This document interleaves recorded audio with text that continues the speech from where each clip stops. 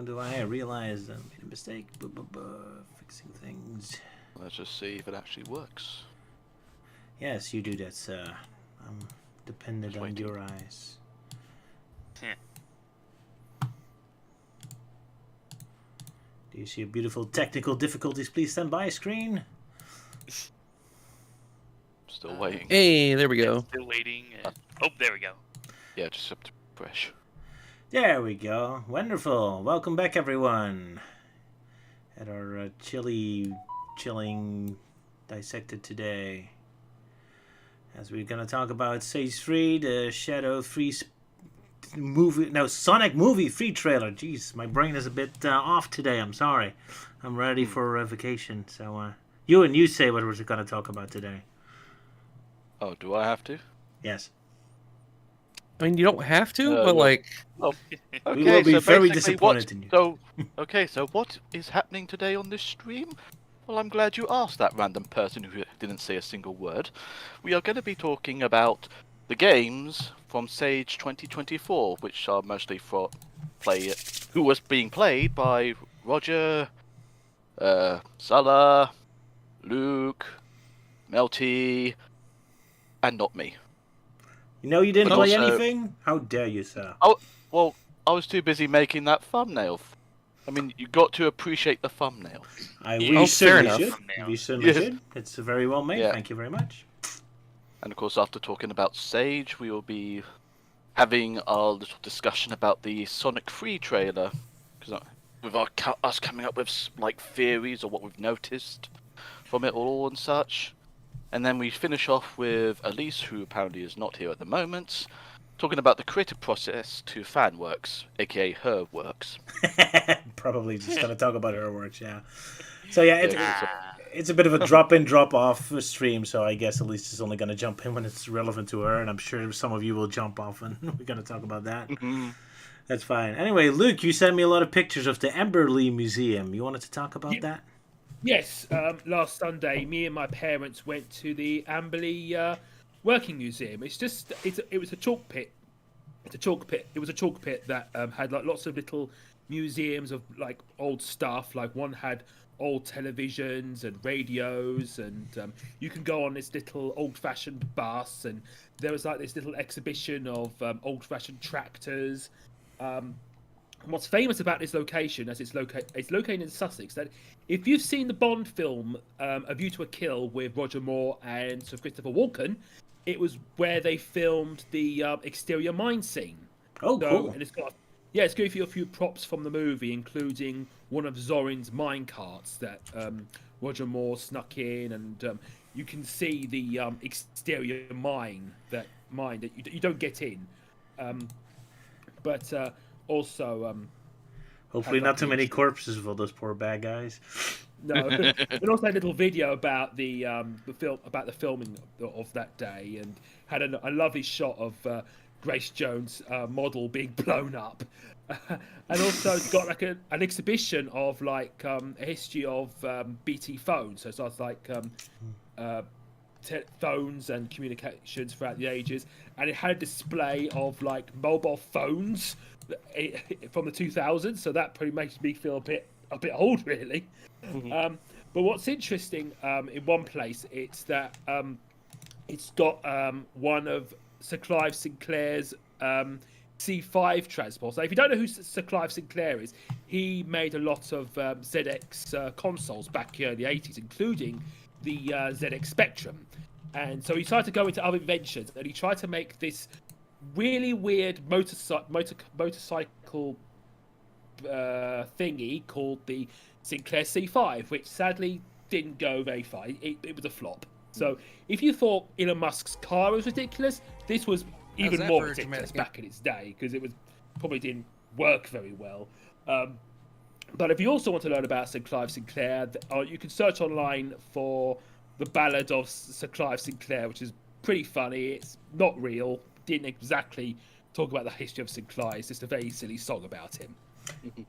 All right, very well. Looks very interesting. And yeah, I'm very familiar with the Bond movie, so it could be interesting for me to look for it for a bit. Yeah. Yeah, well, we're wasting more time. Sala, I heard your Twitch channel is doing very well. So wanna talk about it? So I've recently been streaming more often. I've tried streaming every day. Took a little break because I had a friend coming to visit from out of state. But before and after that, I've gotten into the habit of streaming every day. So I will be streaming after this as well. After we're done here. Busy. Yep. And I just reached 50 followers. Congrats. So yeah, things are definitely going up. Might reach affiliate sometime soon. That'd be cool. Yeah, I don't know. And yeah, but I've been playing a lot of Just Cause 3 recently. I love that game. That's an awesome game. Oh yeah, I keep wanting to play more of it.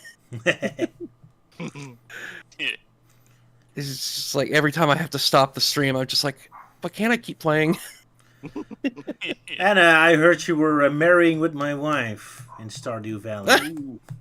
That is Ooh. not. That is not what happened. No. Kind of. We are playing Stardew Valley co-op. We each married a different character, not each other. All right, that's But good to hear. Yeah, but we have been playing a lot of that lately. Like Sylvia staying up until like 3 a.m. last night. Yes. I was like, aren't you going to go to work in the morning, Sylvia? Why are you still up? But no, she's on vacation as well, so I feel sorry she for gets to stay up late and play Stardew Valley. poor Luke is trying to be loyal to all his friends who are all starting Twitch careers now, so he has a lot of watch now. Sorry, Luke. Yeah. Jumping all Sorry, over Luke. the place. I've been doing a bit of gaming myself, yeah. Yeah, what have you been playing outside of Sage, which we're gonna talk about later? Yes, outside of Sage, recently I've been playing out this Japan exclusive Klonoa game where well, the fan translation calls it Klonoa Heroes. It's basically an RPG game for the Game Boy Advance that was only released in Japan for some reason, but fortunately there is a fan translation of it, so I was able to patch that in and get that working on my Miu. And yeah, like so far I'm really enjoying it. I haven't experienced that many RPGs, but it's like, yeah, I'm digging this one. You know, Klonoa and Guns, that was a character from Champions, the whole Champions tournament game. So now he gets to be a playable character. So yeah, it's very interesting. But I did kind of learn later that when it comes to Klonoa, that's definitely a series where the continuity is very loose, so that each game kind of takes place in its own separate thing. So yeah, there are some familiar faces from the previous games, but yeah, it's a nice game. Just wish it was properly released in the US. Yeah, well, just like Mother 3. Guess Nintendo's not a big fan of the GBA. Maybe, but then again, that's kind of more of a Bandai thing, because yeah, when it comes to Klonoa, the franchise has always been cursed of being poorly handled by Bandai. Yeah. Sorry to hear that. Yeah, I played a bit of it, but I'm always kind of bored by RPGs that don't have towns and all that. It's almost purely a dungeon crawler, or at least just fighting in the fields. So, I mean, there are towns in the game, but they it's are? like only interacting with. Yeah, there's like towns you can interact with people, and they like talk about random stuff, or they give you hints on like enemies or whatnot. And apparently, there's even cameos of other Namco Bandai characters. So like, there's Mr. Drill, and I think Taiko Drum Master is also in one of them, but I haven't gotten that far. But yeah, there are towns, just not like big open areas. It's just you go in, you talk to a random person to interact with, and that's pretty much it. alrighty. So, last week it was my birthday, and Luke drew me this awesome artwork, so thank you very much for that, Luke. And then I forgot to thank him for it, so now I get to thank him on screen. Yay! Yay! Hey. You were just waiting for a time to thank him properly. There you go. Yeah. I want the Uplifting. audience with that. So you drew Sonic and the bad guys all being drunk. Shadow, Robotnik, Sage. and you yourself in the corner. Guess you're a bad guy too. Oh boy, underage drinking. No. I made Sage drink Fizzy Pop. There you go. Huh. Makes sense. I still Because get you drunk still get because drunk. it affects her circuits in her head. Poor girl. Yeah. And then she starts singing, starting like Gilbert Gottfried. Yeah. Sure, why not? There, that's the real origin of that one gag. Ha ha. There you go. You brought it all the way back to Continuity. to my stupid cartoons, yes. All right, anything else pointless you want to talk about, or shall we move on to Sage 2024? I should briefly mention the exciting thing that happened in Sonic Speed Simulator today. Yes. Oh yeah. They added a new playable character, Marine the Raccoon. Dun, dun, dun, dun. Yeah. When IDW Sonic is too lazy to come up with new story ideas for Marine, leave it to Roblox to give her some respect. Yeah, so explain why it's Yeah. special, because maybe not everyone knows. Okay, so Marine the Raccoon is from one game, and it's actually the lowest selling mainline Sonic game ever. Ouch. And that is Sonic Rush Adventure for the Nintendo DS. Oh. Marine was just this little goofy character they added to the game. She's got a very thick Australian accent, and she's competent and arrogant, but she's obnoxious in a fun way. I really like her. Multi has an entire video on her on his channel, but like she has not been seen since that game. Like she had some brief appearances in Archie, but like other than that, nothing. Absolutely nothing. To the point that when someone pointed out to the Sonic Boom designers that Styx looked a lot like Marine, the designers were like, "Oh yeah, we forgot about her." Of course. Yeah. But yeah, with the Archie counterpart, yeah, I already did an episode of that for Archie Sonic Character Files, and I did find her at least somewhat better than her game counterpart, even if she is mostly written by Ian Flynn, which that guy is kind of notorious for like having a real flaming hatred against the gal. It's like, yeah, you know, there's like one story written by Tracy Arley, like, yeah, I think that guy kind of got it right for the character. And then for IDW Sonic Whales, she only had one appearance, and basically, it was basically a story that was just Ian Flynn's excuse to try and write off everything related to Blaze just as an excuse to keep her in Sonic's world, but that's a rant for another time. Yeah, poor Ian Flynn. It's a reputation of doing too well lately. But yeah, so I guess Sega officially finally allowed Marine to exist. Because Sonic Speed Simulator is canon, at least in so much that they need permission from Sega, that everything that appears in it is like, official. And that's kind of the interesting thing, and I kind of wanted to mention in the Dissected I uploaded like 2 weeks ago. That there's like a difference with what we as fancy as canon, as in that it fits with the storyline, and Sega's use of the word canon, in which it just means it fits with the brand, but doesn't necessarily have to do anything with the actual story. But that's nerdy stuff, I suppose. Yeah, I think at this point we've kind of come up with a new, new era name for the Sonics like nowadays. It kind of originated from someone that did a very lengthy, like 3-hour video talking about Sonic Frontiers, and there's details I don't quite agree with, but then he talks about like, oh, this is the brand era, and I'm like, yep, I could see that being the. That was a very good statement. Yeah, I saw that video and I fully agree. This is the brand era. Yeah, it's just, gotta stay on the brand, because, everything's gotta stay on brand with, comics and everything, even if it costs at the, trying to be boring. But even so, that's already been blowing up in their faces of trying to make everything stick to one canon, as obviously Sonic Prime is proof of that with so many contradicting details. It would have been fine if at least the main canon was flexible enough to tell interesting stories, but right now the main story canon is just so stiff and unmoving and unflexible, and nothing is happening, and it feels so empty that I just hate this whole everything is part of the talent, because it means everything is basically dead. That's why it was so refreshing to watch like Sonic Underground and stuff. Like, oh, things can actually happen. We get backstories, we get new characters, we get character development. We don't get that stuff in the main games anymore. I mean, technically we got it kind of with Sage, but still in a very limited capacity. But that's another rant for another day, I guess. Yeah, that's pretty much my views with IDW Sonic nowadays. Like, it used to be, like, having that flexibility a bit, like Archie Sonic during the whole Metal Virus arc, but ever since Evan Stanley became the main head writer, then it's just been a real slog to get through. There's just been a big lack of, like, world building. We're kind of just stuck with these same characters. There's barely any, like, new new ones to like, expand the world, feel more breathtaking. And of course, the lack of any interesting stories. Like, I've always kind of bitched about, like, oh, why doesn't, like, Blaze the Cat have her own spin-off comic series? Like, the elements are there, she has her dimension, there's Marine, the Scepter, and Eggman, Nega, and the Pirates. Like, all of that is right freaking there for the taking for story ideas, and they're just not freaking doing anything. Probably because they need to ask permission for every detail. It's probably very exhausting. Yeah, that's so fucking stupid, because I really just get the impression that Sega is kind of just stuck in the past. It's like, oh no, I can't use this or that, blah, blah, blah.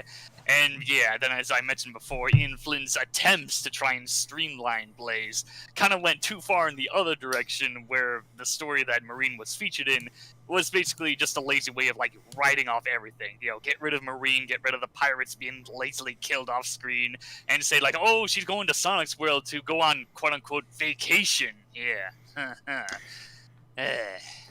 Right, but yeah, that's all a rant for another day. Let's move on to Sage 2024. Yeah. Something more positive, right? Yes. Quite so. Huzzah. Let's begin with Sonic Momentum. Mr. Sala, Oh, what do you okay. want to say about it? All right. Throw you into So the- Sonic Momentum. What? No, go ahead. You got to say. Okay. Sonic Momentum is a fan game. I probably should have looked up who made it, because they deserve all of the credit. Sonic Momentum is perhaps the best Sonic fan game in years. And it is easily the most fun I've ever had with a 2D Sonic game. The mechanics of the game are fantastic. At least when playing as Sonic, but to the game's credit, it only has a tutorial for Sonic. So while Tails and Knuckles are playable, their mechanics are kind of, you have to figure them out yourself. So Sonic, I understand how to play, and he's so fun. So the main gimmick of the game is the momentum meter. As you run, a little half circle fills up around your character, or around Sonic specifically. And when the half circle reaches full capacity, he starts going faster, and he unlocks new abilities, including the ability to slow down time whenever he stomps. And this is amazing because it opens up new opportunities for platforming and combat.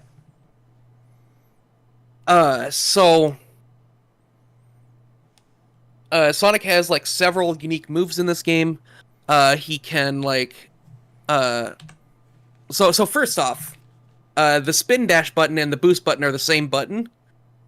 And how that works is when you press it, he dashes forward in a ball form and immediately starts running again. But if you hold the X button, he stays in the ball. And he will go out of it when you let go. So you can seamlessly go from running to rolling at any time. And this allows you to roll down hills and run up hills to keep your momentum. It should be noted that the momentum meter does not, like, immediately disappear if you slow down. So, like, you can get into combat and keep your momentum. So that, like, once you're done with, like, a brief platforming section or finishing off an enemy, you can go right back to what you were doing. Full speed. It's incredible.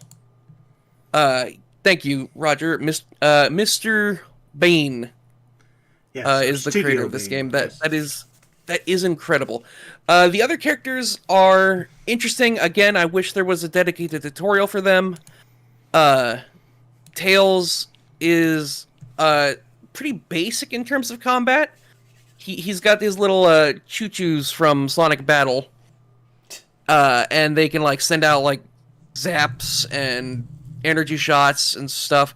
I was able to at some point somehow like homing attack on an enemy, but I couldn't figure out how to replicate it. I only did it twice. I also don't see how Tails can build momentum. He has the half circle meter, but only when flying, and when it fills, that's when he gets tired and falls. So it's more of a stamina meter for him. I don't understand that. That seems a little counterintuitive. I can't figure out if Tails can even use momentum. Knuckles can, however. And the way I found that to work is by drilling. he can do the air drill from Sonic Adventure and Sonic Adventure 2, and he can just dig through the ground, kind of like the pink spike wisp from Sonic Colors. He just like clings to the ground and go along walls and stuff. And the more you do that, the more his momentum meter fills up. And just like with Sonic, when he does another stomp, he will slow down time, which allows him to do some really heavy hits with his combat. All right. Yeah. I also included one screenshot for a specific reason. It's the one with the gold ring on the right side of the screen. I found out like a few times into this that the game has the mechanic from like classic Sonic where you could bounce the goalpost, and this game has it too. There's a goal ring and you can just bounce it around. I don't see why you would do that, but you can. I mean, the Sonic 3 you could also kind of keep knocking the signpost up in the air to unlock stuff. Maybe you did something like that. That's what I'm saying. You do that in classic Sonic games. Oh, right, but yeah. at least in that game you got like points for doing it, and occasionally it would like land on an item to reveal it. Oh yeah, but here nothing. Here it's just fun. Here it just seems to be fun, and I appreciate that. Always love fun. I will point out I don't know if you've got the screenshot for it. I posted it earlier, but at the character select screen, Sonic is wearing 2 left shoes, and I cannot unsee it. Because of the buckle. Yeah, on his right shoe, the buckle is on the inside. I did forget to include it, but Sonic's got 2 left feet. Hoo-hoo. I noticed that's why he's not in Dance Dance Revolution. Yeah, what a shame. He would be awesome for Dance Dance Revolution. I'm also noticing that the levels look kind of empty. Or very... I mean, I guess you're very fast, so it doesn't have to be very populated, but... Looking at these screenshots, there's like big chunks of nothing. Well, okay, so one of those is the ending of the stage. 3 of those pictures are on a training stage. Oh. And another one of the pictures is at the very beginning of a stage. So, yeah, I guess not very good selection of pictures on my part to show off how intricate the levels are.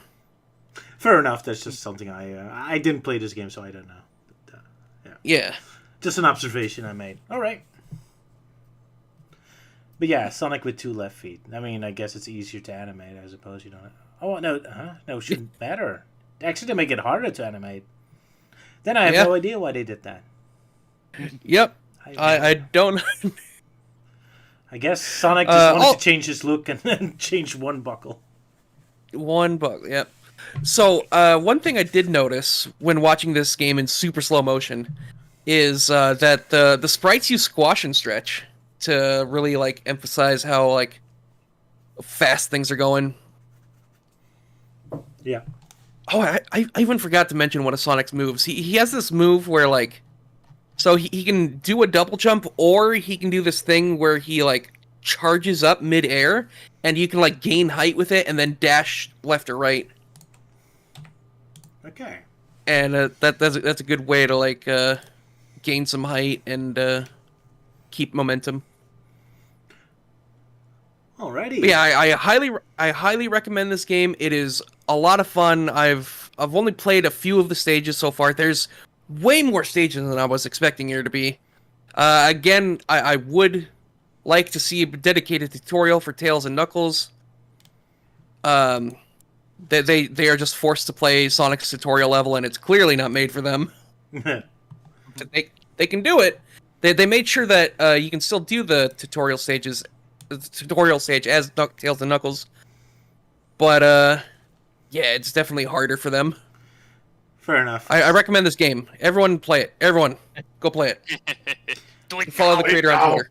So it's basically Sonic Rush with the classic momentum then. And then with additional tricks. Alright. Well, I do like Sonic Rush, so yeah, maybe I'll try and give that game a go. Fair Do enough. it. Especially if you like Sonic Rush. Because now that you mention it, yeah, it's definitely given some serious Rush vibes, but it's just so good. Excellent. Do it. More complex version. Luke, good sir, do you want to talk about Foxblade Fable? looking through games that I might try out, and one caught my eye was this fox winning a sword, and I thought, yeah, I'll try that one out. I mean, I have to confess, I never got around to playing Tunic yet, but I will do in the future. And it plays like an old-fashioned 16-bit RPG, like Final Fantasy, and it is pretty interesting. It's in the style of like a CRT monitor, so it has that feeling of playing an old-fashioned 16-bit RPG. You play as this fox warrior called Lee, and he's hanging out with this bird character called Pierce. And the demo is mostly just you exploring the sewers. You fight these green slime creatures, and then later on you fight bug creatures. The level progression's quite good, and the combat's quite interesting as well. It has like what it does in Final Fantasy, you have to wait for your meter to reach the floor before you can do an attack, and you have like abilities as well. There was one annoying bit where you have to control these different valves to control the steam coming out of these vents to allow you to pass, and sometimes I have hard time remembering which valves to turn because they're all connected to symbols, and sometimes you can't. It has that annoyance where you can't walk 5 centimeters before getting into an enemy encounter. Classic JRPG. The boss is quite tough as well because at one point the boss will summon these enemy bugs that you have to defeat quickly, otherwise it will eat the enemies and regain its health, and then it will start charging up this attack, and you got to like lower its shield or something before you can so you can stun it and then you attack, but sometimes have a hard time doing it in time. So I died the first time, and then I tried to level up again, and then after a little bit more strategy I finally got through into the end.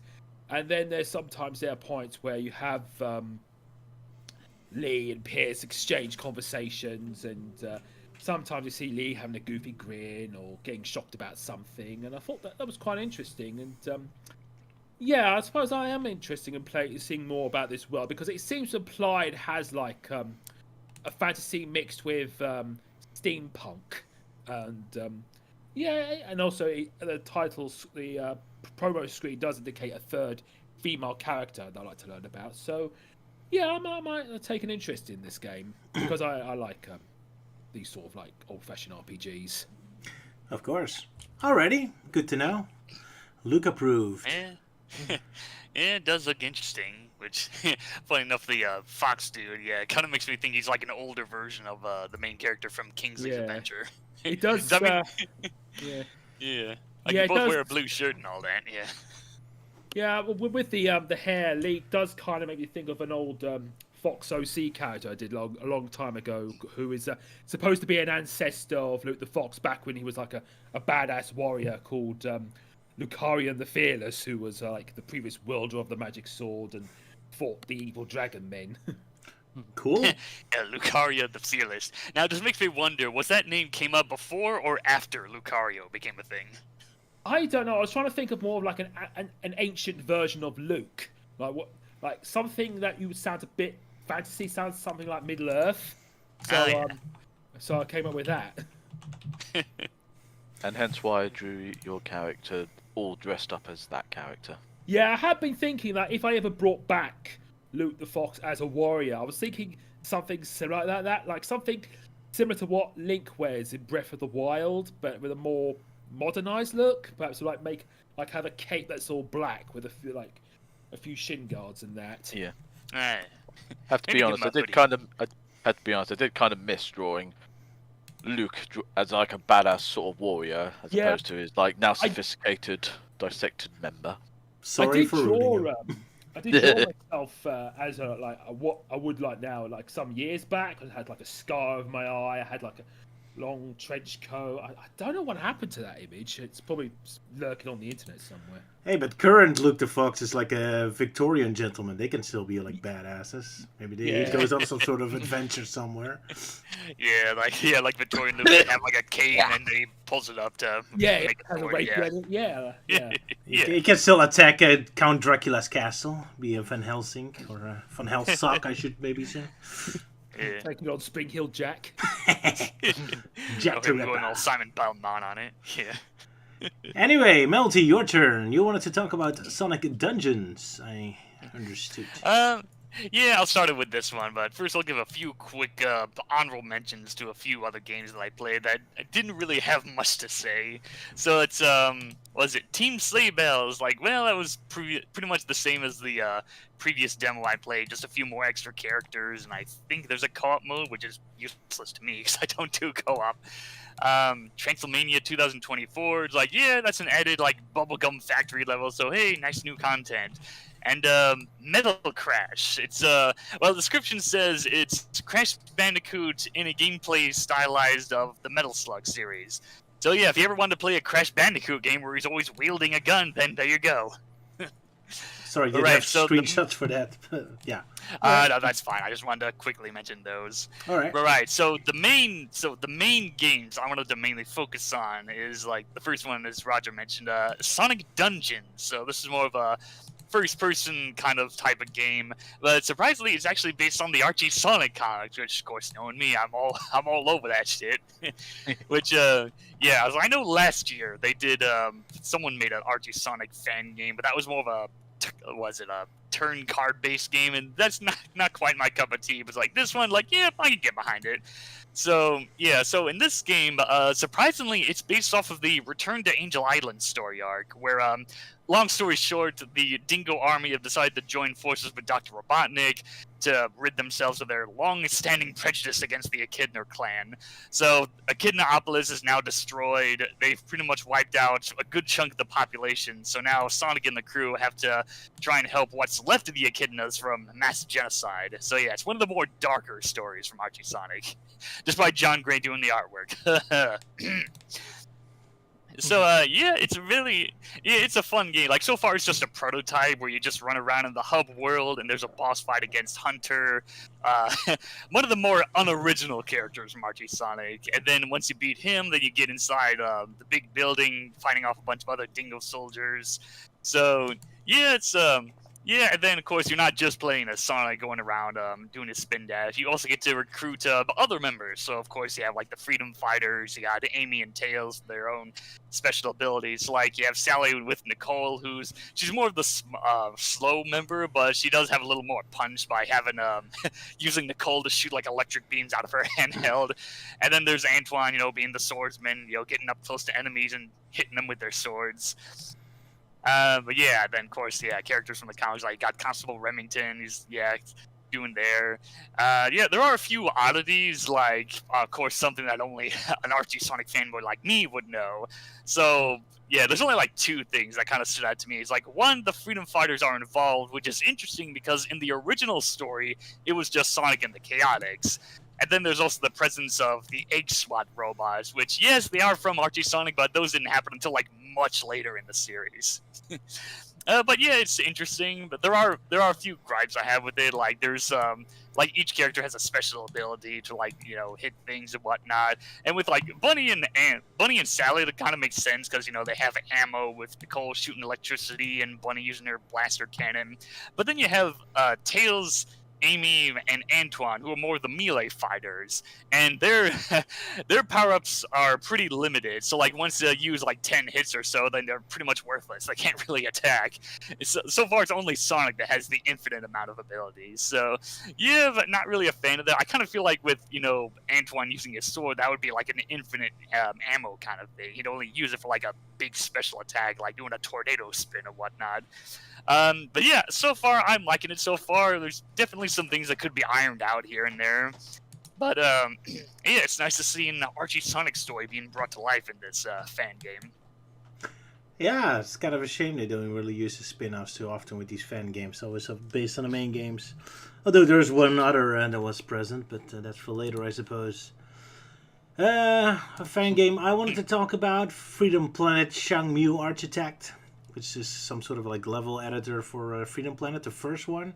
Although it does also use a couple elements from Freedom Planet too. I kind of liked it. It's, I mean, they're using a lot of the graphics from the original, but there's also a lot of new stuff in, a lot of NPCs. So there is a normal story mode actually, where you can just play the game itself. There's like a hub area, and story levels, the main levels where you can go, but there's like a bit of a storyline where there's like a school where they make levels as training courses. It was in the original game as it's like a bonus area, and now it's like the main focus. And I guess that's the story reason why you can make your own levels and play through it with a lot of the characters.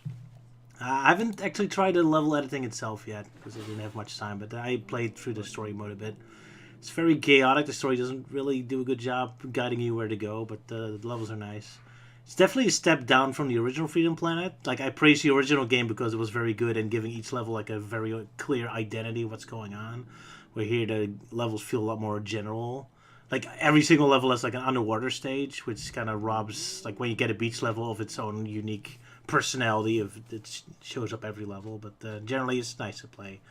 And it does a very good job emulating the original style of the game. So yeah, if you like Freedom Planet, you want more of it, then I definitely recommend this.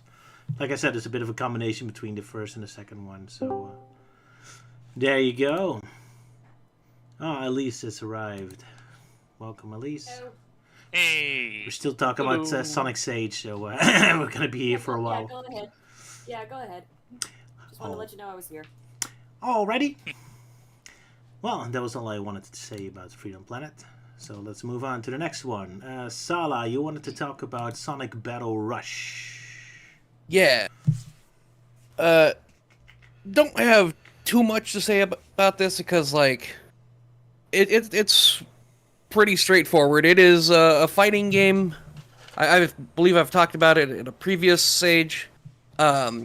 It's a fighting game using Sonic Battle sprites and some original sprites because, like, the Sonic Battle movesets don't have enough attacks to do a full fighting game moveset. But a cool thing about this game is, like, if you've played Sonic Battle and you, like, remember the character's, like, 3-hit combo, and you, like, perform that 3-hit combo into a launcher, then the launcher will actually launch, just like in the original Sonic Battle. So cool. It's cool to, like, see that in a traditional 2D fighter. I didn't notice that Sonic's 3-hit combo starts with a medium punch, and to do a medium punch, you have to do a light punch first, and then do a light punch again, and you get a medium punch. So Sonic's 3-hit combo is just automatically a 4-hit combo. The cheater, because he's so fast, Yeah. I guess. Alright. But yeah, there's the supers in this game are really cool. Every picture I took, or not every picture, because like one picture is Sonic and Shadow doing the classic intro, as that's just their stage intro when they fight against each other. I think that's cool. But every other picture I did is from one of their supers. Then the one of Knuckles. So every character has 4. The one I took for Knuckles is an air grab, where he just does a spin dash, grabs them, and then does a spin dash midair before throwing them into the ground, and then just slamming his fist in them so hard that it explodes. Awesome. Shadows is just the one of his specials from Sonic Battle. It does a lot of damage. Is alright.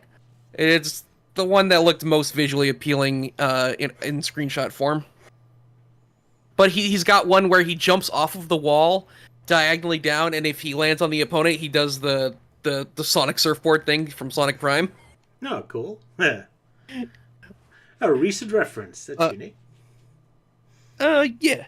And then Rouge, the one I took of her is just similar to Shadows, but she jumps off the wall horizontally and kicks through the enemy. That's pretty cool. Mm-hmm. And then I took 2 different screenshots for Sonic. One that I thought was more visually interesting, and the other one just because of the reference. Because he's got one aerial special where he just does a homing attack up to 3 times. And after each one, he does a randomized pose, and he can do the adventure pose. Yay. But his other one is one where he just charges through them, sends them flying into the air, and then when they come down, he just hits them with a barrage of attacks from all angles. Cool. It's a fun game. If you like fighting games, I definitely recommend trying it. It feels very satisfying to play. And if you've got any experience in Sonic Battle, you already have a slight leg up on other people. All right. I'm always disappointed these fighting games are in 2D. I kind of like the whole 3D idea of Sonic Battle, but nobody does a Power Stone style fighter. What a shame. I guess that's just. I guess it's hard to try and really replicate the gameplay, like, or at least the level structure of Sonic Battle. I guess so. Yeah, right. and it's hard to balance those kind of games. Oh, probably, yeah. Anyway, missed opportunity, because Elise just came in, and we also have a Project Reignition. Sonic Secret Rings getting a bit of a port, where you can now play with a controller. Yeah, I figure she'd be all over that. So yeah, Elise, if you're still there, you had any interest in this project? This is the first time I'm hearing about it. Oh. So basically, Project Reignition is a fan-made port or remake of Sonic and the Secret Rings. So maybe now we'll get better gameplay for this one, and not having to unlock the feature. Huh. It is. I love it. Oh man, yes, give more love to this game. It deserves it. All right, still in alpha form, so they only have to 3 levels: the tutorial, the sand stage, and the dinosaur stage. That's fine. I'm starting to notice though that the 2000 games are starting to get like a lot more love and attention now. Like first we have Project 06, and now we have Project Reignition. So it's a generations, huh? First they were all busy with the classic games, creating engines and all that for now, and now I guess the people who grew up with the 3D Sonic games are in that position. And soon we're gonna get the fans of Sonic Colors making stuff, I guess. Well, funny enough, now that you mention it, just recently I saw a trailer that someone did that I think it was called Project Recolored or something, but basically it's this fan-made mod for Sonic Colors Ultimate, I think, that pretty much fixes a lot of the coloring and lighting issues, and even upscales the cutscenes, so it's not that crusty Wii style. Like, no, these are upgraded to 4K quality. So okay. Leave it to the fans to fix up Sonic games and give them the remastered treatment, because obviously Sega can't be bothered to do any of that. Yeah. Because clearly they just don't have the budget. I guess not, or their focus is on a different spot. But yeah, so if you want to play Sonic Secret Rings with an actual controller instead of the Wiimote, this is your game. Although it remains as linear as it was before, so it's still an. It's okay. I honestly don't mind the linearness. I actually kind of like the linearness of Secret Rings because it makes it for a very fun and quick playthrough. It's very arcade-like, yeah, and I love arcades. Yeah, or to make a more positive statement, think of it as like Sonic Dash, but without the microtransactions and stupid card gimmicks. And now with actual cinematic qualities to it, yeah. Yeah, with cinematic quality, yeah, and stylized choices, something that's clearly missing from the brand era of Sonic. Yep.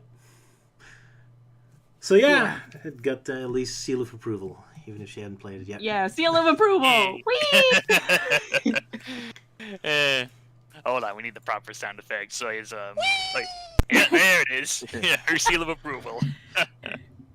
There we go. So Melty, you also played a game called Mario the Movie, the game. You want to talk about that one? Mario Movie? No, I didn't play that one. What was that? Oh, Luke. Sorry, Luke. I'm not in a good shape today. Go ahead. Yeah, I had a look at it. I thought, a fan game based on the Mario movie. Okay, I'll see what it's like. It pretty much starts off with you as Bowser, trying to invade the Penguin Kingdom. They kind of expanded upon the backstory, there's multiple stars and all the kingdoms vow to put aside their differences to keep the stars in order, but the Bowser family project to turn their backs on them or something. There's a feud or something, and so you start off basically. It's basically a platformer where you start as Bowser, and then instead of just going straight to destroying the Penguin's castle that came to start, there's more levels to it. First off. I'm trying to remember that. I remember there was this part where you fall down this giant pit and there's these loads of Koopa Troopers, and another one where your castle, Bowser's castle, starts chasing Bowser and you have to escape it. I do find the platforming very janky because you have to make very precise platforming, or Bowser would just fall down and die. So I have to confess, I didn't get very far in this game because I think I got as far as level 4, but you have to make these very precise platforming over these seagull enemies, but I couldn't do it properly because you have to. It's very janky platforming, and I just keep dying. So that's when I gave up, sadly. So I didn't see the rest of what the game is like. Hopefully they'll improve in the future then. But yeah, they don't only use the Mario Luigi. They don't only use the Mario Luigi sprites, but also its sense of humor, I see. Yeah. Oh well. Poor Mario. And now let's hope that Nintendo doesn't eliminate it from existence. Yeah. All right, Garbage Girl Louise. Sala, you want to talk about this game? Yes, absolutely. So, this is a game I talked about 2 years ago at Sage 22. And it has changed significantly since then. So, a big change. Let me start with, this game feels way better now. Like, I complained last time that the game was incredibly hard for a very first level. There was this, like, wall jump section that was just way too precise. And like, it was way too easy to die there. Mm-hmm. Thankfully, the game is way more balanced now. It feels very fun to play. I on my stream yesterday, I just blasted through it, 100%ed it really easily. I liked it. I think it's just the right level of challenge. But unfortunately, I hate to say this, because they've clearly put a lot of work into it. Into this revamped art style. I think I like it way less than the original art style. It looks a lot cleaner and more minimalist, I suppose. What really drew me into the game was the goofy art style, and like what kept me there was the sense of humor. And there's a little bit of that humor still in this game, but it seems way toned down. There's a lot less for me to talk about this time. Like the magician's hat, from the rose, that made enemies just explode into bloody mess last time, it's gone. I mean, the power-up is still there, but enemies just fall off the screen now. And yeah, just like with the normal Fire Flower. So I miss that. I miss a lot of the like quirky charms of the old demo. It's still a fun game. It's absolutely a step up in like every sense except for like aesthetics. And like even then, like it looks good. It just looks a little simpler, and I'm not sure I like that. I will still be playing any future demos because it's still very fun. I guess I could talk about the actual gameplay. So, Garbage Girl Louise is similar to Mario. It's a Mario 3 style platformer, but with like some Sonic mechanics, because like there's a kind of spin dash, and you can roll while running to like go under certain obstacles or break through enemies and objects. There's like 2 power-ups so far. There is the Rose from the first one, which still fires a magic missile.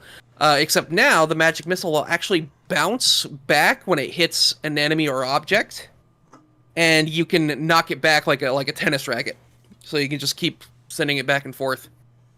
There's also another power-up where she wears a pigeon suit, which just allows her to flap her wings while she's in midair to gain just a little bit more hang time. And also, it's not a power-up, but she can now pick things up and throw them. Namely bags of garbage, in the style of Mario 2, and like the game has like set up a few rare chains of enemies where if you throw something at them, it will just bounce off all of them, and it's very satisfying. Every level also has 5 collectibles: 3 hidden raccoons, a cassette tape, and a roll of camera film, like old photo film. And also so there's only 3 stages right now. There's 2 normal stages, and then a 3rd stage where you race against Garbage Girl Reese's ex-girlfriend Zoe. And you have to run through a mall, and there are salesmen standing in the paths, and the first person to touch them has to talk to them, while the other one just gets to run by. So you have to avoid these people while letting Zoe interact with all of them. Otherwise, she'll just blow right past you. And while I did this like on my first try, the first time when I streamed it, it took me like 8 tries for some reason. Too big of a fan of Wesley, of course. Wes Weasley. Yeah, Wes Weasley. Like, no, it's Mr. Stick's cousin from Pizza Tower. Yeah, it is Mr. Stick's cousin, yeah. Pizza Tower is also at Sage this year, so maybe it is Mr. Stick. But yeah, so these levels are fun. They kind of remind me of the Metal Sonic races from Sonic Colors Ultimate, except they're done better. Because these stages are actually made for high-speed platforming. Who would have guessed? So yeah, I was very surprised that the demo was so short. It's just the 3 levels, but it's so fun. I do recommend it still. I'm sad at the change of art style, but like I'm very proud of them for sticking with something and like putting in the work to like change it so drastically. Even if I don't like the outcome, I still can appreciate the work they put into it. So yeah, definitely go give this game a shot. Follow the creator on Twitter. Super Squidoodle is their name. And yeah. One thing that's missing though is the meme folder, because the last demo came with memes. Okay. Yeah, I remember when you showed that picture, like comparing the different styles. Like, yeah, I agree. I'm not quite vibing with the Game Boy Color styled sprite work in this new version, but yeah, even so, it still does look fun to play. Yeah. Alrighty, good to hear. There you go. Another recommendation. So, the big favorite of this Sage is Sonic Rush 3D, although I don't think anyone wanted to talk about it. So, did anyone want to talk about this one? I played a previous Sage. I didn't get around to this new one, though. Alright. No, I haven't played this one, no. I played it a bit, and I'm starting to wondering if I should stop calling me a Sonic fan, because I don't really get into these boost games much. Like, it kind of reminds me of Cyberspace from Sonic Frontiers, where I just keep running into everything and I don't get any flow in it. I like this one much better because Sonic can actually turn this time and make sharp turns again like Unleashed. But yeah, I keep feeling that I don't get it. I don't have an instinct for this kind of stuff. But yeah, it looks very nice. I like the art style. But yeah, I guess we just move on to the next one. Sonic Gamebook Origins, Mr. Melty. Do you have anything to say? Oh, yes.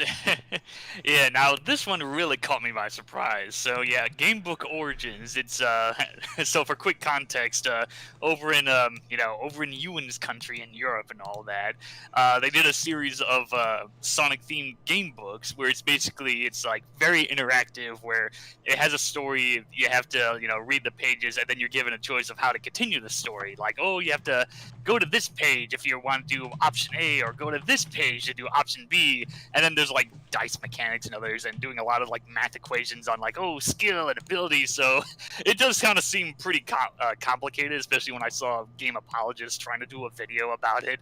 But yeah, so now we have Gamebook Origins, which is basically a way to try and simplify it for like, just more like a point and click game for PC. So yeah, it's very interesting. So far there's only one story in there, and that's the Sonic versus Sonic story, where it's basically Sonic deals with encountering this robot look-alike, and he has to like do a lot of things like encountering enemies and deal with all this stuff.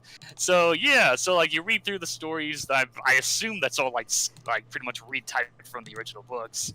But yeah, then you have like options to like, oh, go to this page and that page and this and that, and it provides the original artwork from the books, and and yeah, it has options to like set the stats for your abilities and everything. And then there's like dice mechanics where like that one it's very randomized, which I assume is just like in real life. But here it's just there's like little monitors that represent like the dice and abilities. So all you do is just click on them, and it's like very random. Sometimes you might like reach the goal to reach this page, and sometimes you don't. So you have to go to this other section. But yeah, it's very nice. Unfortunately, I didn't really quite beat it. I got stuck in a part where Sonic and Tails were in the chemical plant zone, and they were just being thrown around in these tubes. It's like, oh, go left, go right, go left, right. I just kept getting lost. But then again, I was playing this like after midnight, so I wasn't quite like 100% awake. So yeah, I lost the game there. But yeah, there's several options. Like in the screenshots, I just kind of bit lazy and just rushed out the infinite lives and rings just to provide the screenshots. But yeah, this fan game is very promising because like the Sonic game books themselves, those are like extremely rare and very expensive. And of course, it doesn't help the fact that they were only released in Europe. In fact, the Sonic Museum Discord server that I'm part of, where we try to archive Sonic's literature stuff and official media, we've been trying to get around to properly archive this series. So far, there's 6 books, and so far we have like the first 3 archived. But yeah, other than that, this fan game is very promising. I hope they get the rest of the books in there, because I think this would be a much more convenient way for newcomers and pretty much anyone else to like experience the Sonic game books. Alrighty, yeah, it's a very interesting take. So I didn't even know you could like, lose or something. I thought you just click on and just get a random ending. But I guess it's more complicated than I thought. Yeah, it's a bit complicated because yeah, I got the death ending where I just drowned in Mega Mac because I kept getting lost in the tunnels. But yeah, there's like various different endings and different routes to go through. So yeah, definitely a lot of replayability for this very obscure piece of Sonic media, which I'm all for. So yeah, this gets my seal of approval. That's your thing. Anyway, Rhino is asking me about Sonic Rush. Does it play more like Sonic Elise or Rush? And it's definitely more Unleashed. Which kind of makes sense because it's kind of hard to make the more vertical Sonic Rush level design work in 3D, I guess. It also doesn't really have the interaction. Like with Sonic Rush, you have those bungee jump things or more things that kind of bounce you up, and I didn't notice too many of those here either. So it's definitely leaning way more towards Unleashed than it does towards Rush itself. But at least that's why I liked it so much. There you go. Of course. Nice. That's why I'm surprised you didn't play it. But, still time, I suppose. I mean, yeah, this time. I still might. I liked it the last time. I might give it a chance after the stream, yeah. Fair enough. Let's see. There's also Yellow Taxi Vroom, which some of you were interested in, and I happen to have on Steam. Yeah, I was surprised when you said that that's just a full game that's already been released. Yeah, I already own it on Steam before Sage was released, so I guess I just wanted some extra advertising. Yeah. Makes sense. A lot of the Sage games do show up as Steam. Sorry, Melty, what was that? Yeah, it's either extra advertising or maybe it's like future DLC. Because I think like Frogun kind of did something like that. Oh, I didn't pay attention if it was new material or not. I didn't finish the game yet. Frogun definitely had a Sage demo before its release. Yeah, all right. I just thought there was like a DLC pack after its release or something. I might not. I might have missed that, so maybe you're right. Anyway, yeah, I haven't finished this game yet, but I'm enjoying it so far. It's definitely like a mix between classic 3D Mario and Crazy Taxi, even a little bit. You have a couple of Crazy Taxi style missions where you race around an open world delivering people.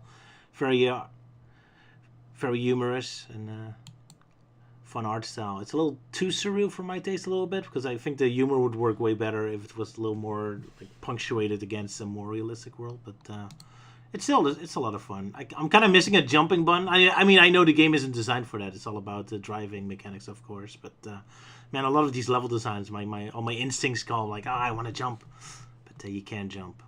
I mean, you kind of can a little bit with some moves. You kind of go up, but not really. Anyway, yeah, it's fun. Not sure what much to say about it. I recommend it if it looks fun to you. So, Yeah, it looks fun. Yeah, yeah, definitely. might try and get it off of Steam. Yeah. Catchy music too, especially the Crazy Taxi inspired levels. Yeah, and then only one more game left to talk about as far as I know, and that is also from Luke. The New Adventures of Sonic the Hedgehog, a Game Boy game based on the Deke cartoons. All three Basically, of them. it's basically like what if there was a Game Boy Color game based on the Adventures of Sonic the Hedgehog cartoon. Because I remember playing this before, watching Mel T's Sonic Underground video, saying like how there were hardly any games released based on the Sonic cartoon spin-offs, especially on the Game Gear. It's very basic. I think it's very early build, because all it is just Sonic running across a level. I think there's like 3 different level backgrounds. All you do is collect rings, and that's it. There's no hazards or enemies. But after exiting the demo, you get to see like other sprites of like future what they're going to put in later. Like they're going to put in the enemies. They're going to put in sprites of cartoons, but also they're going to put in like sprites of characters from I think Sonic Sat.AM and also probably Underground as well. So it might be. There's our boy Manic there. Yeah. Yep. Panic and Sonia. Ah, yeah. Yeah, so it's something to keep an eye on. So yeah, that is interesting. At first, I thought it was just based on Adventures of Sonic the Hedgehog, but no, it looks like this is like celebrating all the D cartoons. So yeah, Sat.AM and Underground are all there. So that's pretty cool. Yep. So yeah, the art style looks really great. I love the music, but yeah, there's not much to say about the game. I mean, literally the first zone you can beat by just holding right, and that's it. Well, it's so laughable. This is what the actual game's going to be. It's just Sonic going across the level. That's it. You win! Hooray! Yeah. The most optimistic game ever. Yeah. Now that I look at it, the graphics just kind of looks something more like something out of an NES game almost. Yeah, it's just colored, so more a Game Boy Color game, I guess. But Yeah. not even that, because the Game Boy Color would have more colors. Yeah. Game Boy Color would have more color palettes. Yeah. I don't know. It's its own thing. Definitely, obviously, it has that pirated quality to it. Yes. Oh, God, yeah. Especially with all the characters are in like their like big colored boxes. Yeah. But yeah, I wasn't aware there was like a game designer for Game Boy specifically, because this is an actual Game Boy game. You can only play it on a Game Boy emulator. So, man, here's first all the Nintendo 64 mods, and now this. Man, they're really breaking open all the Nintendo consoles, aren't they? Yeah. Got to make the most of it. I guess so. Anyway, I think that concludes our talk about Sage, unless someone has another game to bring up. Well, actually, it's a game I haven't really played or whatnot, but I'm surprised that you didn't play that Beavis and Butthead fan game that was in Sage. Oh, I did play it a bit, but that was a little too surreal looking. So, I mean, it was kind of cool. The beginning is pretty cool, because they set up, they have all the kind of clips of the cartoon and all that. But yeah, the game was a little too surreal and abstract for me, so I guess I'm waiting for the later version. But yeah, I did try it out. Another game I also tried out and didn't prepare for is... what was his name? Like a game emulating Sega Dreamcast games. We'll have to look it up quickly. Yeah, they even the characters even like talk and are animated as if it's Sonic Adventure 1 characters with all the weird face expressions. That was pretty awesome. Let me look it up. It was like a original game, Tricky. Oh yeah, Tricky and a Dreamcaster. It's called. I played that one for a bit. I did a really good job emulating the looks of the Dreamcast, like the way the textures look, the softness of it. Again, it really looks like it's made in the same engine as Sonic Adventure 1. The only thing I didn't like about the game is that despite it being very Dreamcast inspired, the game itself feels much more like a Nintendo 64 game. As in, you have these huge open grassy areas, and all you do is just really search for collectibles all the time. That's not really the type of game I associate with a Dreamcast. Dreamcast has Rayman 2 and Sonic Adventure, not really like collectathon games. Other than that, it's pretty awesome that they're emulating that style. I did appreciate the visuals and all that, so I'm looking forward to see where this game goes. I guess it's still a very early alpha version. So a Tricky and a Dreamcaster, and there you go. If you want to see if fans can emulate an actual Dreamcast-looking game, then there you go. Yeah. Yeah, the screenshot, it does look interesting, yeah. It being a collectathon, it's like, oh, that might be something right up my alley. 'Cause I grew up in, the great, good old classics of Crash and Banjo-Kazooie and all that, but that's just me. Yeah, if you like the Nintendo 64 3D platformers, then this is up to you. But then if it was made on a Dreamcast... I'm all over that, yeah. Alrighty. 3D platform was my jam. already. So, I guess we finally move on to Sonic Movie 3 teaser. Because, man, people have been asking for us for weeks for now. We haven't said anything yet. Our big thoughts, yeah. All right, Elise, you're first because you didn't talk much yet. What are your thoughts? Oh, okay. Merely throwing you in the deep. Sorry. Yeah, that's okay. I'm used to being thrown into the deep end to see if I can swim. Anyway, yeah, I gotta say, I am really excited for this movie. Because, oh man, like, Shadow looks amazing, and Keanu Reeves, I love his voice acting as Shadow in general from what I heard. But also, I love the in-joke from the first movie, where it's like, Keanu, you are a national treasure, and now Keanu is starring in this movie as Shadow. Yeah, so yeah, apparently Keanu's now really is voicing Shadow, which is like, yeah, on one hand, I mean, I've seen the trailer, like, yeah, he does sound nice, but on the other hand, I am kind of a bit bummed out, because knowing me, I would have just found it funny of just me pointing and laughing at all the people who make Keanu Reeves Shadow jokes, and it turns out it's not him voicing him in the movie. Oh well. Yeah. So you were just literally just sitting by the sidelines, just waiting to point and laugh at everyone. The moment it was announced, he was actually voicing Shadow. Yeah, maybe I'm just more waiting and just pointing and laughing at anyone who thinks like, oh, a big teaser trailer is gonna reveal Amy Rose because people won't shut up about wanting to see Amy Rose on the big screen. Yeah. Amy and Rouge. Yeah, Amy Rouge. I mean, I did recall like some people were like saying, "Oh wait, is that Amy Rose there?" But no, it was just basically just Knuckles and just the lighting that made him look more pink. You know, that moment of where Shadow apparently makes a black hole. Mm. Ah. Okay. Oh, yeah.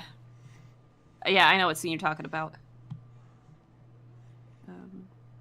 So, I've said, like, basically since this movie was announced, I said that, Jason Griffith was the correct choice to voice Shadow in this, but I knew they were going to go for a celebrity voice anyway, so I always said that the only acceptable choice for a celebrity was Keanu Reeves, so I'm glad that that happened.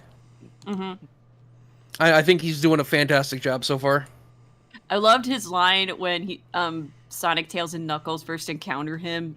You know, he's looking down at them. I love his line, "You're a colorful bunch." It's like the way he says "bunch," it almost sounds like he's trying not to laugh. Yeah. To me, it almost sounds edited. I'm not sure. Ah, yeah, you're a colorful bitch. Colorful bunch. I think you'd be more like, "You're a colorful bunch of freaks." Oh yeah. It's like, look who's talking. It's like, look who. I thought he was going to say something like, "You're a colourful but stupid bunch." Yeah. Keep in mind, the movie trailers always move voice clips around, so maybe he says it in a different part of the movie. Yeah. Maybe he was talking about the Chowos. That was actually the pretty disappointing part of Sonic 2, was that the "Do I look like I need your power" was not at that point in the trailer. And in fact, in that moment, Knuckles just stays completely silent, which is cool on its own, but the line delivery was just so perfect for that moment. Yeah. I'm sad they changed it. It's delivered earlier, but I will say, though, the way that it's delivered earlier, when Sonic says, "You're not going to get my power," then Knuckles replies, "Do I look like I need your power?" In context, it made sense. You know, so I give it a bit of a pass. Yeah. Yeah. Fair enough. In this trailer, I feel like the part where like Shadow grabs Sonic and lifts him up in the air, and Sonic says, "Can't we just talk about this?" I feel like that's going to be that moment where like the line is not said at that part in the movie.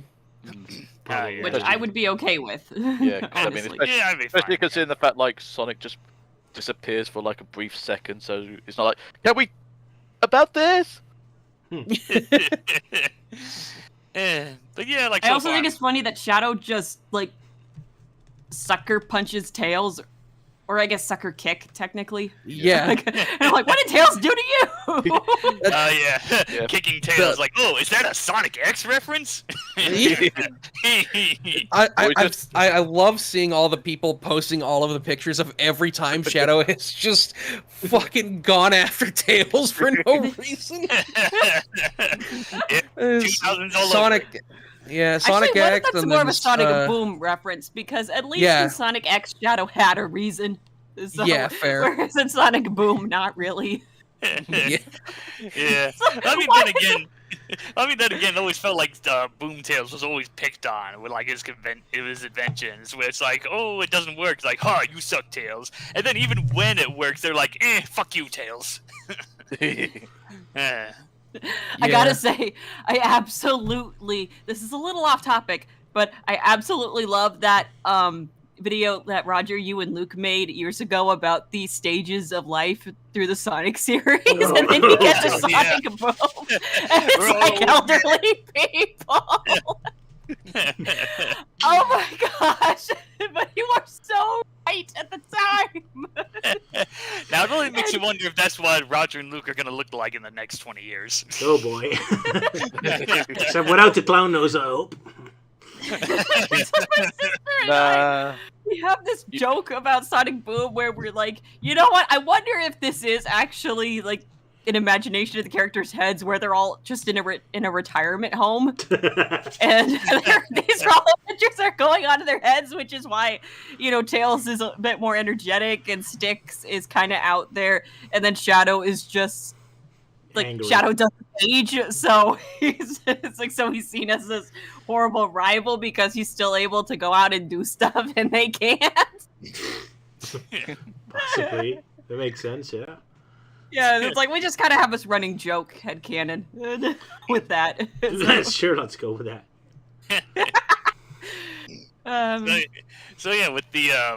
With the Shadow being voiced by Keanu Reeves, I think one line I did kind of like was near the end when Sonic's like, "What did you do?" and Shadow's like, "What I had to." It's like, ooh, it's like really love that. It's a good thing it wasn't done by Kirk Thornton, because otherwise that would have been fucked up. Oh no. Yeah. I will say though, had to. Yeah. I'll be honest though, I think Kirk has actually been doing a better job as Shadow, especially in that recent Shadow Generations clip with, you know, Maria and Gerald. I think it's because he was actually allowed to act. Because he was like, Kirk was given a similar treatment to Pontac and Graf, where he knew nothing about this character. Because I've heard Kirk in other performances over the years, and he is a professional voice actor. So I'm like, why is it he's struggling with Shadow? I seriously believe it was the direction. 100%. Because he does great on the Twitter takeovers. Like, he really does sound like maybe he doesn't sound like quite like Shadow, but he at least sounds more natural. And then I heard him in this Generations clip, and I think this time he was given more context with the character and he was given better direction. So I seriously believe that it was the direction that was the issue, not the voice actor. Maybe he was a bit miscast, I will admit, but I don't blame him for the misdirection. Absolutely. Yeah, that's a thing, is like oftentimes an actor is doing a bad job not because they're a bad actor, but because they're getting bad direction or were just miscast. A classic example of this is Hayden Christensen in the Star Wars prequels as Anakin Skywalker. Hayden Christensen is a fantastic actor. In fact, I've seen a lot of people saying he should have been Shadow, and he also would have been a pretty good choice, I think. Sure. But like, nobody could have saved that role of Anakin Skywalker from George Lucas's terrible dialogue. Nope.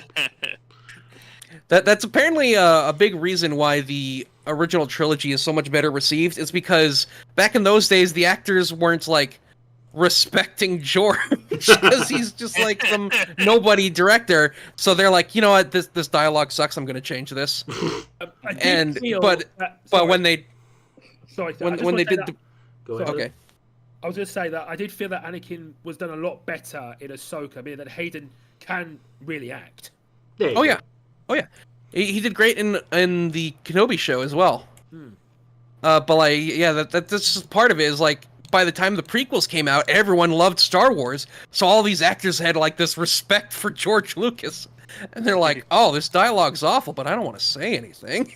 Yeah, who knows? Well, also I heard that, I can't confirm or deny this, but I heard somewhere that Keanu Reeves was actually offered the role as that mentor character in the Acolyte series, but he turned it down to play Shadow. Ooh. Yep. Sonic Oh, kicking okay. Star Wars ass. Ooh. Wow! And I'm just like, that is amazing. Like, And if now Sonic Movie 3 is gonna kick Mufasa's ass, ooh, we're punching Disney. We're punching it's like, Disney. Keanu, you dodged. It's like, Keanu, it's like, if that happens, you may have dodged a bullet here. It's like- Yeah. Oh my god. So it's especially funny because like shit, I forgot what I was gonna say. That Sonic was in so Disney movies, and now they're kicking ass for kicking Disney. so Keanu Reeves has turned down roles in Marvel movies and now Star Wars to appear in Sonic and SpongeBob. He has his priorities straight, I swear. it's like, I love this guy. Yeah. You know where the Keanu Reeves is like, Keanu Reeves is just like impossible to hate, and that's part of the reason why I said he was the only acceptable celebrity choice to voice Shadow. There we go. I think he's gonna do great. Yeah. Yeah, No doubt. he's gonna do a great job. Well, Shadow in general in the trailer, like, he looks amazing. Oh yeah. The freaking shots of him like skating towards the camera are like straight up nightmare fuel. That is terrifying. Oh yeah. Where he emerges from his tube. Oh yeah. Yeah, That's a pretty just cool shot. they've somehow managed to make Shadow just absolutely terrifying to live up to like the legend that is the ultimate life form in a way that the games never have. No. That's a good point. Like it's yeah. it's especially funny to like go back and watch Shadow's introduction in Sonic Adventure 2. It's so poorly animated. It's just like Yeah. chaos control, and like 5 minutes later, he suddenly just like is very fast. But like it's supposed to be him teleporting or something. It's so confusing, and it's like, look how amazing I am, and Sonic's just like not impressed anyway. Something I point out in one of our Sonic Innovation videos, where Shadow's introduction is in Adventure 2, it's actually kind of pointless in my view. Because it's only meant to introduce Shadow and to show Sonic, like, okay, this is the guy who's actually been, albeit unintentionally framing you, and also chaos control. But that's it. And it's like, but you know what? That could have been done elsewhere, like on Prison Island. So, but anyway, yeah. I do like in the movie how they did Shadow so far. And it looks like Shadow is going to be going after GUN specifically. Makes sense. Which is probably how Tom gets wrapped up into it, because it looks like Tom kind of gets drafted into GUN, and so Sonic has a more personal reason to want to stop Shadow. Yeah, or maybe he's going undercover, but yeah, who knows? Mm-hmm. Oh, there's theories going around. The shot of like Tom face down on the ground and yelling out Sonic's name. People think Tom is gonna die in this movie. He's gonna take Maria's place. You've got Shadow teleporting behind him saying, nothing personnel. Then Nothing personnel. You a worthless yeah, and of personnel course- of gun. Oh yeah, and of course, Well, yeah. I get the feeling that this movie is going to be a bit darker than the previous two. I just hope it's not. Yeah, I that's just a hope given. it's not needlessly dark. There is a fine line between like how dark you can take something and like depending on. It's like I appreciate maturity in stories, but sometimes it can be taken to a needless degree. Where to the point where it's not really dark; it's just edgy. Yeah, like what happened with Jack and Daxter. But hey, at least I they don't know much removed about that, but I'll take your word for it. Gerald being executed scene, so that's at least a little less edgy for you, I suppose. Yeah, well, even then, Necessarily. yeah. Unless they're gonna put his Because- execution at the end of this movie. No. There's people who think that like Gerald's appearance at the end of the trailer is just a hallucination, because like it doesn't make sense that he is still alive 50 years later when he was old then. Yeah. I just probably just wanted to do a scene. It's like, hey, let's have Ace Ventura meets Count Olaf. And there they go. Anyway, Gerald Robotnik was searching how to create the ultimate life form, so who knows? Maybe he stumbled on some invincibility potion or something. So it's not too impossible. To Either like that it. or the fact in the past he was actually a lot younger. Yeah, Yeah, you it's look possible. closely at the shot of Yeah, someone- Yeah, just go ahead. imagining like the shot of like Shadow and Gerald standing over Maria's dead body, and Gerald's like, "And I just figured out immortality." Well, shit. Bad timing. But yeah, it's definitely going to be interesting with how this movie tries to go from handling, like, the previous one was like a combination of Sonic 2 and 3 with certain elements, and then you have the third movie that's jumping into Sonic Adventure 2, so that's interesting, because, yeah, Adventure 2 is a very loaded story with all, like, the different themes and whatnot, and of course, like, a lot of things are going to be absent, like, presumably Amy and Rouge won't be there, and all this other stuff, and people are like, oh, they need to be there, but it's like, no, I mean, this is movie Sonic, it does its own thing, and that's just kind of the annoying thing with the fan base, or at least how I've seen it, it just seems like the Sonic fan base really does not like adaptations of certain Sonic stories. They just got to stick to what's canon, or quote-unquote canon, and everything else that's like, no, that's terrible, blah, blah, blah, and not really giving it a fair chance. So, like, yeah, with this one, I'm more curious of how they're going to handle the story of, like, Sonic Adventure 2's themes with, with Maria and Shadow and all that. And, of course, Gunn having a big part because, I can't do it in the games because they lazily killed that squadron off screen. But yeah, it's definitely going to be very interesting in how they handle things. Hopefully it's not rushed, because I imagine it's just going to be the SA2 cast, because, if they try and throw in Amy and Rouge, then we're going to have the same problem like last time, where Tails just kind of got the short end of the stick of his backstory. A bit overcrowded, yeah. But yeah, I am kind of confused why fans are expecting a straight adaptation of Sonic Adventure 2. I mean, how much has the movie so far actually adapted anything straight? They've done their own thing up to this point, so I'm not really expecting a straight adaptation of Adventure 2. Yeah. Like, constantly Sonic talking about fans just- Space Colony Arc being in there. That doesn't have to be. It can just be an underground base. It doesn't have to be in space. That's what it implies to be in one of the shops where you see like a giant spaceship emerging out of the Thames, and I feel like that might be the Ark. That might have been commissioned by one of our PMs back in the 70s.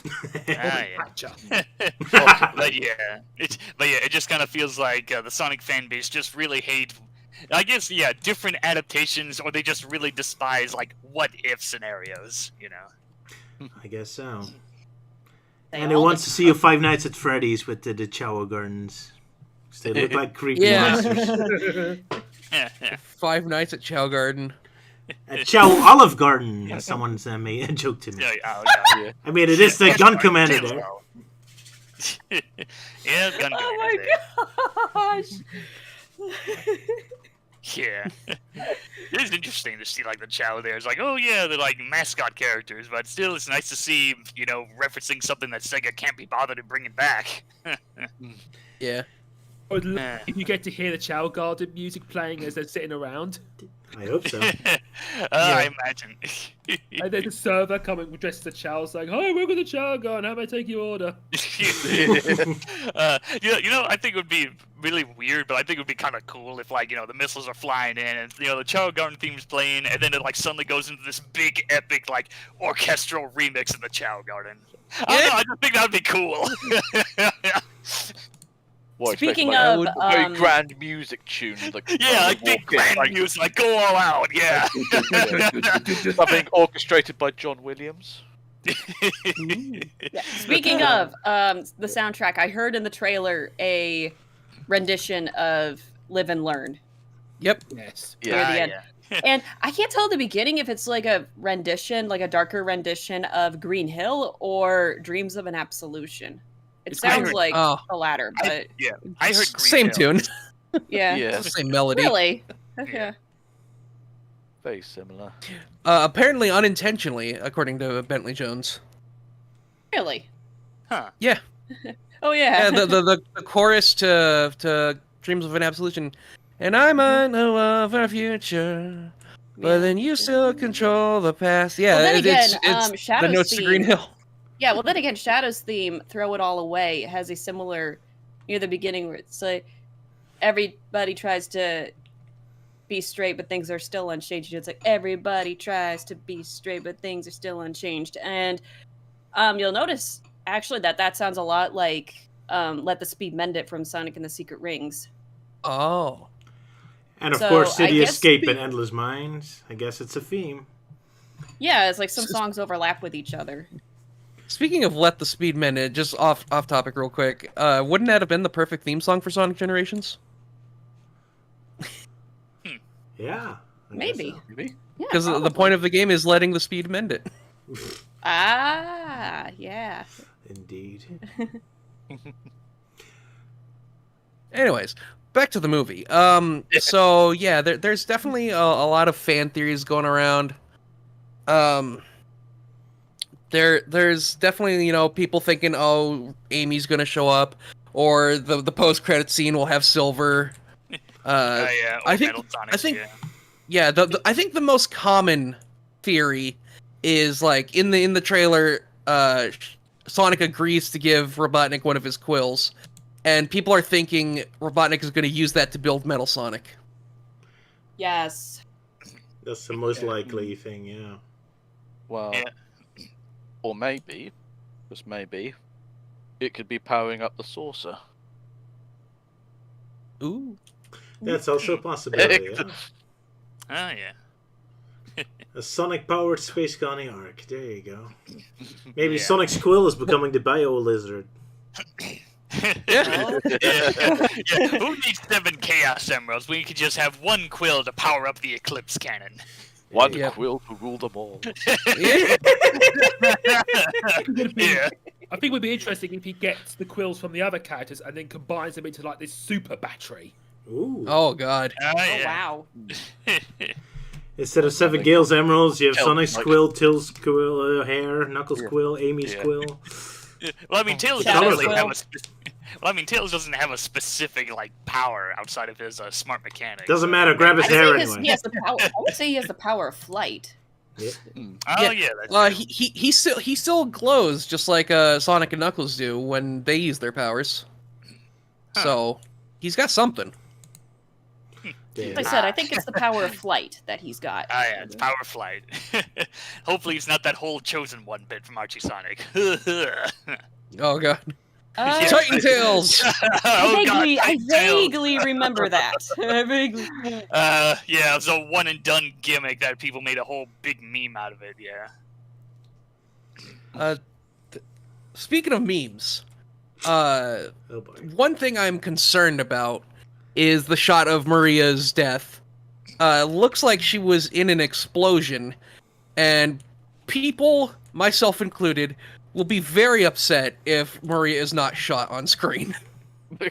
Yeah, well, even then, that's still not gonna stop people from like cheering her death. Cause like, yeah, kill the bitch, because apparently the film has developed Yeah. people a fetish for dead children or whatever. No, No, I've explained this before. It's like Uncle Ben or Thomas and Martha Wayne. This is a death that is like incredibly tragic, but necessary, absolutely necessary to another character's backstory. And so like people will always make memes about everyone in comic books comes back except for Uncle Ben and Thomas and Martha Wayne. Because Yeah, they do. And anyone is immune to death, or not immune to death, but like anyone can be resurrected except for those characters because their deaths are too important. Maria is like that, but less mainstream, so it's people are excited to see like people outside of the fandom react to this for the first time, like, oh my god. And everyone's just like, yes, it's so dark. Yeah, well, my counter argument to that is like, why specifically Sonic? Why are like, oh yeah, people are cheering at the Sonic symphonies whenever Maria's shown being shot on screen, and they're just going crazy and whatnot. Okay, like, why doesn't that happen for like the other stuff? You know, why doesn't people go all batshit insane with cheering for the death of Uncle Ben for the 9 millionth fucking time? Like, why specifically Sonic? Like, I don't know. That's probably just me being extremely bitter from dealing with the meta era and whatnot, where it's like, Well, generally like Sonic? Well, fuck you. Hoo-hoo. Yeah, that was the 2010s, yeah. It's because, like I said, Uncle Ben and Thomas and Martha Wayne, we've seen die dozens of times. There is nobody out there who doesn't know about Batman and Spider-Man. And like, if anyone has seen any media of these characters, they've seen Uncle Ben and Thomas and Martha Wayne get shot. Maria is a lot more obscure. So like the joke is not like buried yet. People still like laugh at Thomas and Martha Wayne dying because like they've seen it so many times that it's predictable. But like not as many people have seen Maria die, so we get to still make the joke because it hasn't been worn out yet. Yeah, will be worn out after the movie comes out. Absolutely, yeah. But we still don't have the joke yet of oh Sonic's being rebooted. Time for Marita to die again. You just made it. Every so. time a new Spider-Man project is revealed, it's like, oh boy, can someone get Uncle Ben? Oh, that'd be a weird idea it's that not- in 20 years yeah. we have like 5 Sonic reboots. Yeah. It's not from a sense of like, you know, fuck you for thinking this story is serious. It's just funny because like it's tragic but necessary. Mm. All right, fair enough. We'll see what they'll do, how far they're willing to go, or if they go too far for Elise's taste. Anyway, any thoughts on Joe's Robotnik being played by Jim Carrey? Well, I still saw it coming, really, because I was like, who's going to play Gerald? But I didn't think he would also be Jim Carrey in heavy makeup. Yeah, like I honestly didn't know what to think. Like I kind of expected it would be like Mike Pollock making a cameo as Gerald, but it's like, it would be nice. But then again, with his recent controversies, yeah, best leave that alone. So yeah, it is a nice surprise seeing It's Jim kind Carrey of, playing 2 characters on screen. it's together. also like a bit of an in-joke due to how Gerald and Robotnik look so alike together in the games. Fair enough. Oh yeah. You get a family resemblance Yeah. immediately. Yeah. Yeah, and similarly with like with Mike Pollock. Yeah, Mike Pollock has been voicing Eggman and Gerald since 2003. So it makes sense that they would get the same actor to play both Eggman and Gerald in the movies.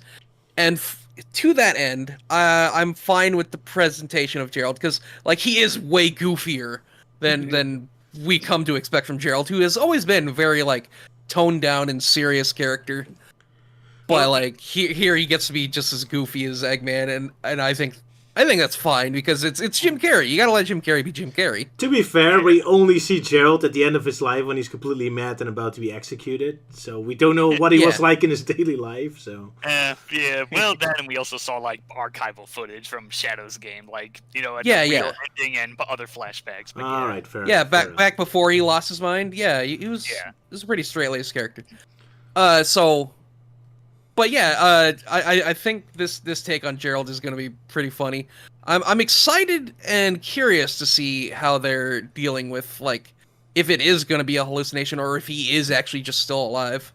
I mean, the thing is, you need an antagonist for the movie, and it can't really be Robotnik or Shadow, so I guess you need someone. So Gerald Robotnik makes sense. I mean, technically, he is the main antagonist of Sonic Adventure 2, even though he's not physically present. Yeah. Like, BioLizard is his physical manifestation, basically. Yeah. So I guess you need someone as a bad guy. I mean, who else is going to be the bad guy? A gun could be interesting, I suppose. Yeah. I just thought of an idea. Like, in the movie, it's like, oh, yeah, Gerald is alive and whatnot, and, he found, like, some way of immortality, but did have some nasty side effects, and then it's kind of revealed near the end of the film, we're like, yeah, he is the main bad guy, and he, like, then mutates into the BioLizard. So, Ooh, that would I be think that would be a cool, creepy. interesting... Gerald's face! Yeah, with Gerald's, that would be hilarious. Yeah, this is the ultimate logical conclusion from BioLizard is Gerald's physical representation in the game, I suppose. No.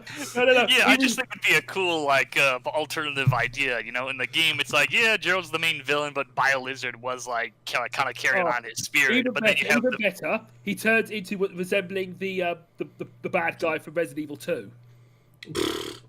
Man, I just watched the Mr. Beetlejuice. X? I watched the first Beetlejuice recently where he had the snake with Beetlejuice hat on it, and I'm thinking of that with the bio-lizard and Gerald. Oh, yeah. Daughter, Chuck. Oh, boy. Oh yeah, I just think it'd be a cool, like, full circle kind of way. You know, like, oh yeah, like Gerald was the bad guy, but Bio-Lizard kind of carried his physical form and spirit to carry out his revenge. So in the movie universe, it's like, yeah, Gerald and the Bio-Lizard are the same. Yeah. Yeah, he turns into a Resident Evil monster. Yeah. Real quick, I just want to point out, like we were saying earlier, how like Keanu Reeves turned down Star Wars to play Shadow.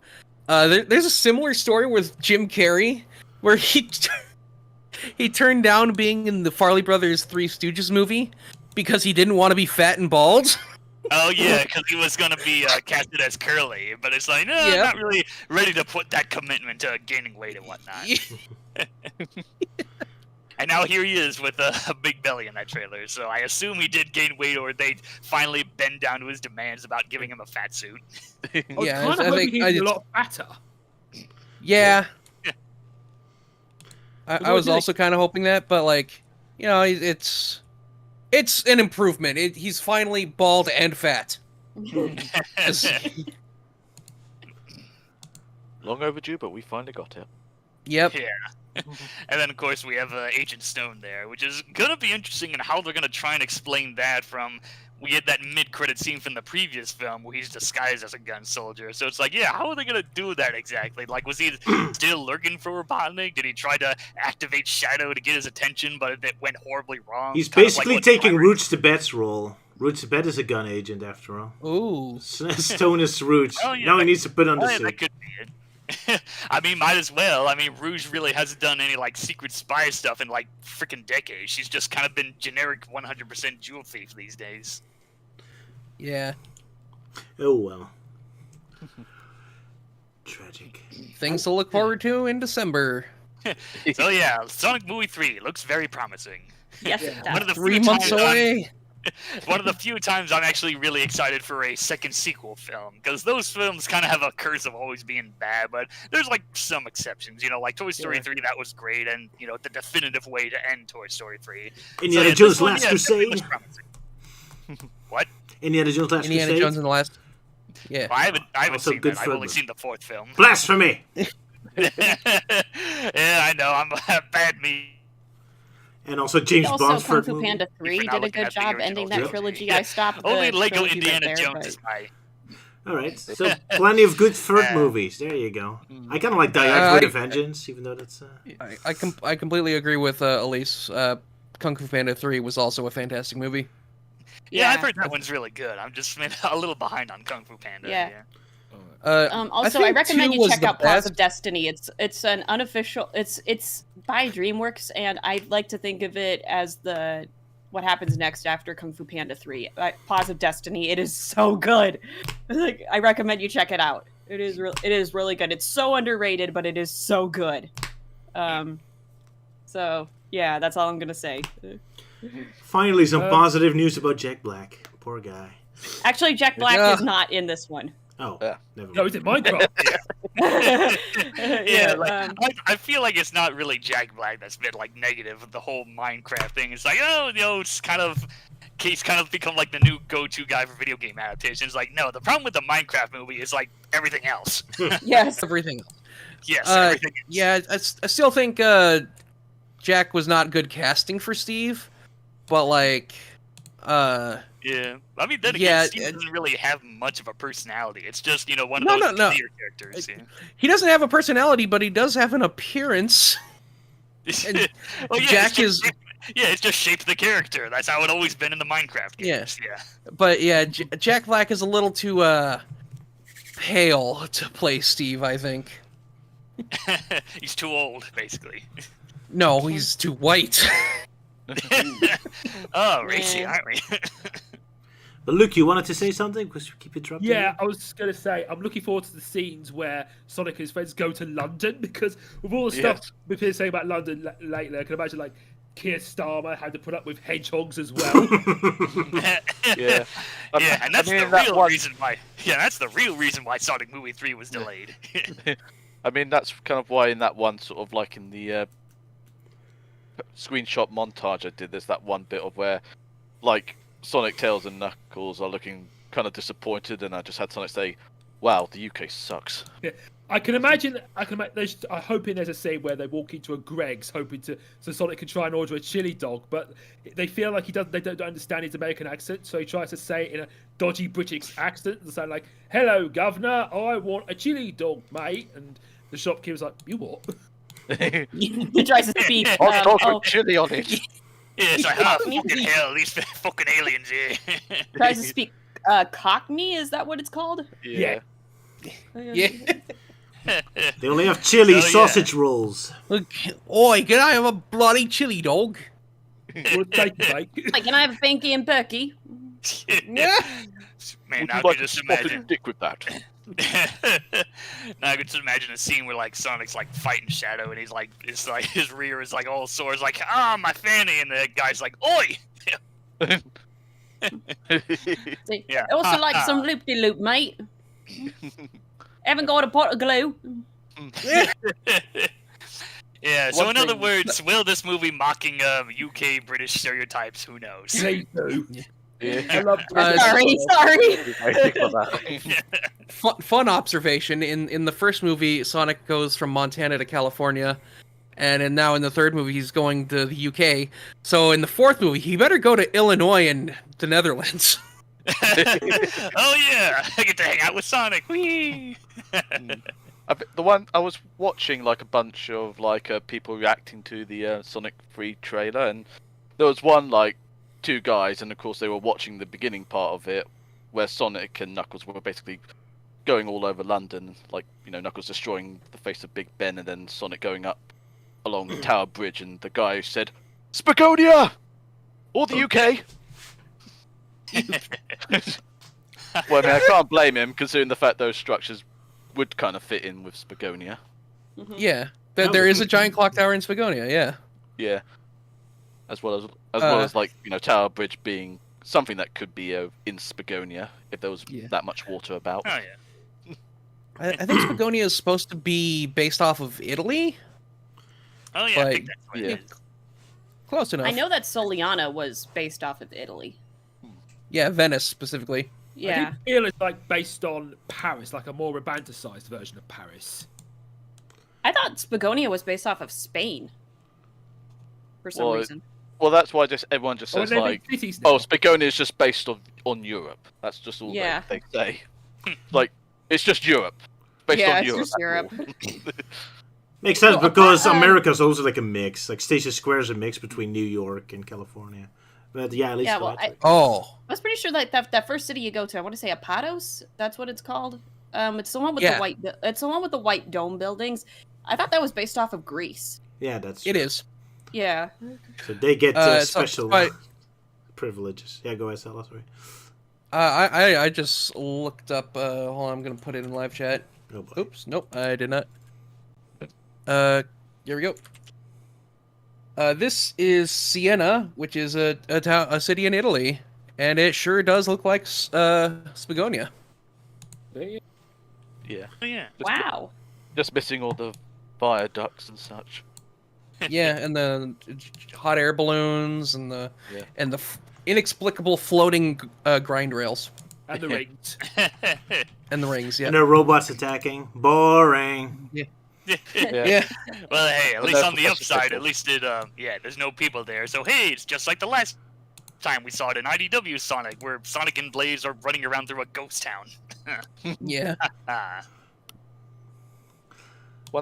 Might as well mention those, like, because I also pointed out in the screenshot montage is that the gun headquarters has apparently taken over the land area where the London City Hall is supposed to be, but they are like, "No, get out of here. We don't want you here anymore. We're going to build here in public eye, so everyone can observe our glorious building, Is that what they did even with though it's supposed to be Unit? secretive." Yeah, Is that with Unit? How they have a big, huge tower in the series? yeah.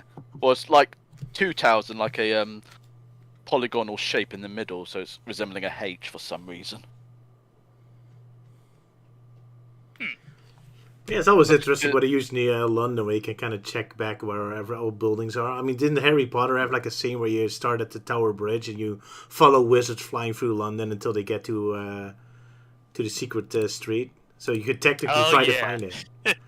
That's like one of those scenes that really pisses off Harry Potter fans that are, more loyal to the books. Yeah. Yeah, but I mean, you can look at its scene and then try to retrace those steps and actually try to find. Why can't I come up with the name anymore? I named the Secret Wizard Street. Never mind. Anyway, back to Sonic. They do the place thing. Yeah. The place thing. Yeah. Sorry, my brain's not working. You and I appreciate the flames of disaster meme on the collage. I just had to include it because Knuckles was doing it, and I thought, I just gotta have Wade in there just saying flames of disaster. I never liked that meme. You don't like memes. I have a very specific taste of memes. It's like if it's Sonic memes, then yeah, it's trash. It's pure trash because of how easily it's because of how easily oversaturated that shit becomes. It's like that shit gets old real fast. I feel it's a meme that arrived too late, because if it was around during the month that the series was on, I was like, oh yeah, I get it. But it's like it arrived too late at the party, if you understand what I mean. I mean, there was still some that I did get a chuckle at, because the one bit of where they used clips from Terminator 2 Judgment Day, where the dream sequence of where like the city gets destroyed by a nuclear explosion, and the flames coming towards Wade, and he goes, "It's the flames of disaster," and then it just explodes into like dust. I had a chuckle with that one, just because of the timing. Oh, can you find that and send that to me? That sounds amazing. I'll try my best. Okay. It might be a while. Just for the record, Terminator 2 is one of my favorite movies of all time. Yes. So. And sadly, that's another film that I have yet to see. Yeah. LT, what are you doing? Oh my gosh. Don't worry. I highly recommend watching Terminator 1 first. Not because it's particularly good, but because it makes the second one so much better. I mean, makes sense, because like whenever I get into a series, I try to start like at the beginning. So like, okay, we'll start with number 1 and then continue on. Yeah. Fair. Absolutely. Yeah. It's just if anyone ever told you like 2 is just so much better than the first one, do not think that means you can skip the first one. Oh yeah, I know the first one is like a classic and whatnot, and yeah, people say the sequel's better, yeah. But yeah, one day I'll marathon at least those 2 films. Yeah, I'm sure there's others, but I mostly just hear people say, no, just stick to like the first 2 or 3. Yeah. With Terminator, yeah, stick to the first 2. Yeah. Everything else is. I mean, I have a soft spot for the third one, but. Same, yeah. I like the third one. The truck scene is amazing. But yeah, are we done with Sonic Movie 3? Oh, one thing I wanted to say before we moved on was, if movie 3 turns out to be fantastic, I can completely forgive the Knuckles show for being not as good. A flame of disaster. Not a disaster, but not as good as what it could have been. I can completely forgive that, because it's like, okay, the TV show, it came out to tie fans over, and also Idris Elba did a fantastic job, but it's clear that all of their effort, or most of their effort and passion, went into the third movie, and it shows. And so if the third movie turns out to be fantastic, I can forgive the Knuckles show. Or I can look at the Knuckles show at least a little bit more fondly. And who knows? If this movie does well, Shadow might get a show, also starring Wade. Yeah. Go out of your. Well, I was just gonna say, like, I'm sure they would obviously try and have the whole Knuckles thing tie in with Sonic 3 because of the fact that Tom was absent, and obviously that's probably why he's in the gun uniform, because he's been secretly going off to gun at times. Could be a smart way to do it. I figured it just because they didn't have the budget to get so many actors back. But Yeah. if they're smart, they could work it to the new plot. It's like, no, it's part of the plan all along. It's not us being cheap. Don't worry. Yeah, I'm worried about what a potential fourth Sonic movie could be because like we weren't even sure that Jim Carrey was coming back for this one. So like, oh, are they just gonna have to kill off Eggman in this movie? Yeah, but maybe because Jim Carrey's I not think what's really going to a big- happen. I think what's going to happen is he might probably get arrested by guard and they're going to like take him away or something. Yeah, Yeah. maybe. But Or they might just do what they did last time and make it seem like to make his ending open-ended, like, oh, he gets into a very dangerous situation and we don't see him again for the rest of the movie. Maybe he died, or maybe he didn't. Or maybe he does morph into the Bio-Lizard so they can just keep using that puppet every movie. Oh, look, it's Eggman Bio-Lizard again. well, I mean, considering the fact that Jim Carrey is not really big into doing sequels, then yeah, it's a freaking miracle that he's in like in a trilogy. Yeah. Yeah. His first trilogy, is it? Yeah, his very first trilogy. Yeah. God damn. I guess it's because these movies are just that good. Yeah. It's Does he so get to weird. express Like, himself? Yeah.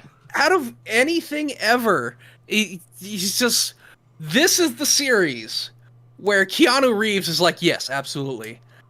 No, not Marvel. I don't want to be in Marvel. I don't have time to be in Star Wars. I got to be Shadow the Hedgehog. Yes. And Jim Carrey. Battle freaking Hedgehog. and Jim Carrey's like, I'm done making movies. Wait, they're making a third Sonic? I'm in. And Idris Elba's just like, yes, I'm going to put my all into this role.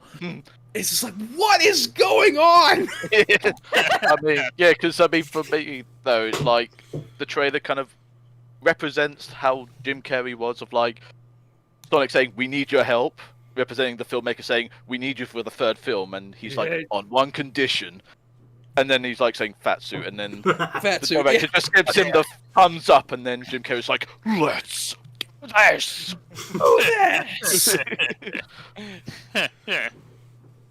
That's all Oh he my needed was god. the fat suit.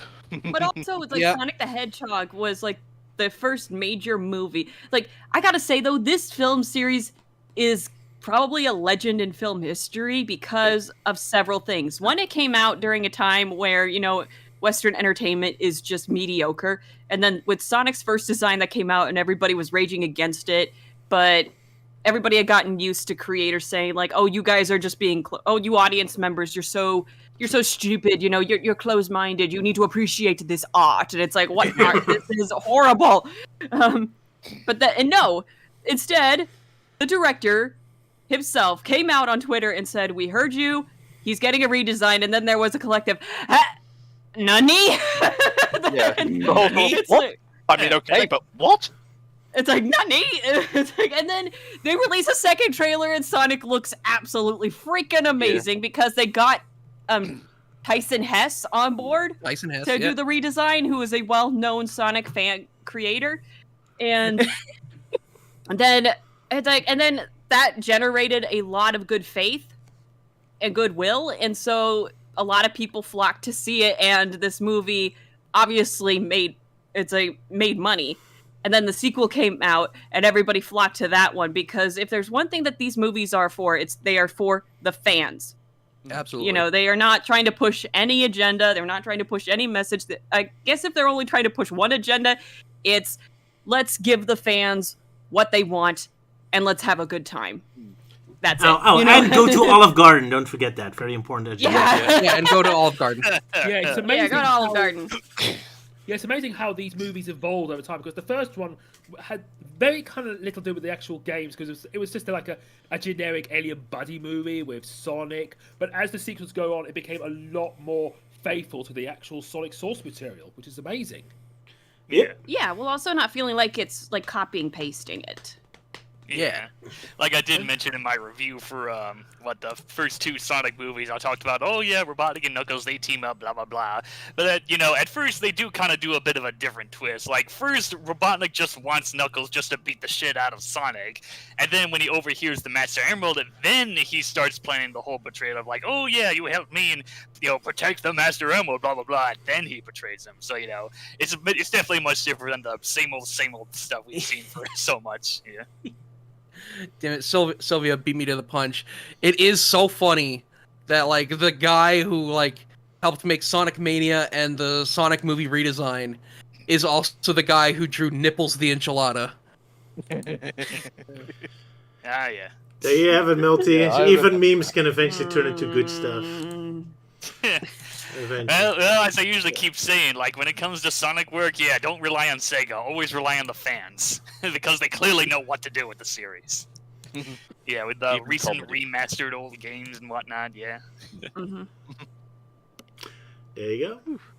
At least Sega is not like Blind. Stuck in authoritarian when it Yeah. comes or draconian when it comes to their copyright. They are very Not I'd say they're Nintendo. very lenient. Hello? The very Nintendo doesn't. Yeah. It's Yeah, like they're well, not Yes. Sega Yeah, does they're what Nintendo don't. There you go. Yeah. Yeah, as long as it's game Sonic, because yeah, they obviously don't want like, oh, let's bring back Sonic, Archie Sonic, fuck you. Like, oh, okay, let's bring back Sonic Underground, fuck you. Okay, this other past thing from Sonic, nope. So yeah, only game Sonic because brand shit. Yeah. Yeah. But One yeah, thing at least about they're both- very flexible with fan games. So Yeah. yeah, leave it to the fans to make the long-awaited Sonic SATM Season 3 and all that other stuff. Yeah, because you sure as hell can't find it in official media because Sega.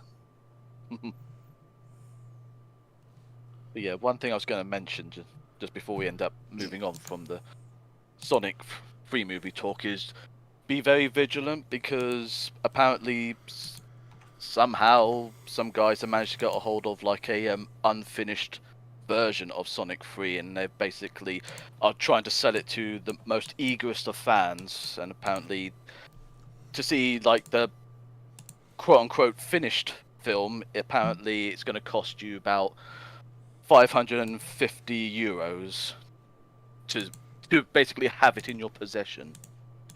Oof. But I'm just saying, just be a little wary though, because I have seen some of the screenshots and they are legit. So just be wary wherever you go, people. If you don't want to be spoiled, just wait until the film comes out. Yeah. It'll be much cheaper and you'll get a much better experience than just seeing a guy holding a like a blue fluff ball to represent Sonic, saying like, "Hey, what are you doing here?" Yeah, now it does make you wonder if they're still doing like the Sonic figurine stand-ins for the practicals, or they're doing what the Knuckles miniseries did with the puppets. But yeah, who knows? Like, it might be fun for archiving, but yeah, not right now. Avoid spoilers. Yeah. So, I mean, for what I've seen, they do have like the figurine stand-ins at times. Basically, just having the. Then there's people in blue screen chroma key type suits, and then there's like sticks with like fluffy balls of where they're supposed to be, and then there's just nothing. I remember So seeing this because- one picture for the second movie where it was just Knuckles' head on a Yeah. stand. Yeah. It's Knuckles on a stick. Someone had defeated Knuckles and left his head on a pole as a warning to others. Do not anger me. I know. Yeah, Jose Jalapeno's now, got competition now. There is a new Lego set coming out, which is just Shadow's head on a stick. Oh yeah. Oh yeah, yeah. It's one of those fancy like display things, like what they've done with Yeah. the Lego Star Wars sets. Like, oh, he's a stormtrooper helmet thing on a stick for display purposes. So yeah, I think they did that for Shadow. Yeah. Yeah. Incredible. Oh no. Mm. But of course, my one small thing to mention, just in case anyone isn't fully aware, the Knuckles series is now available on DVD or Blu-ray. So go out and support it, and watch the bonus features if you really want to, because Yes. everyone gets a good chuckle at the British, very Cockney British like Knuckles puppet. Who just like Oh yeah. with working eyelids, apparently. Apparently that was very important for a puppet that wasn't going to get shown. Yeah, that really surprised me. I thought it was just like a regular puppet just there, but it's like no, they actually did built in like moving eyelids. So yeah, that really took me. It's like looking at an alternate universe, like if they came up with this in the 90s, and so instead of CGI, they just used puppets. Oh yeah. Yeah, asking the Jim Yeah, Henson that's company for the that. lost Sonic movie of the 90s, yeah. Where Sonic and the game go from like animated cartoon characters into like puppets in the real world.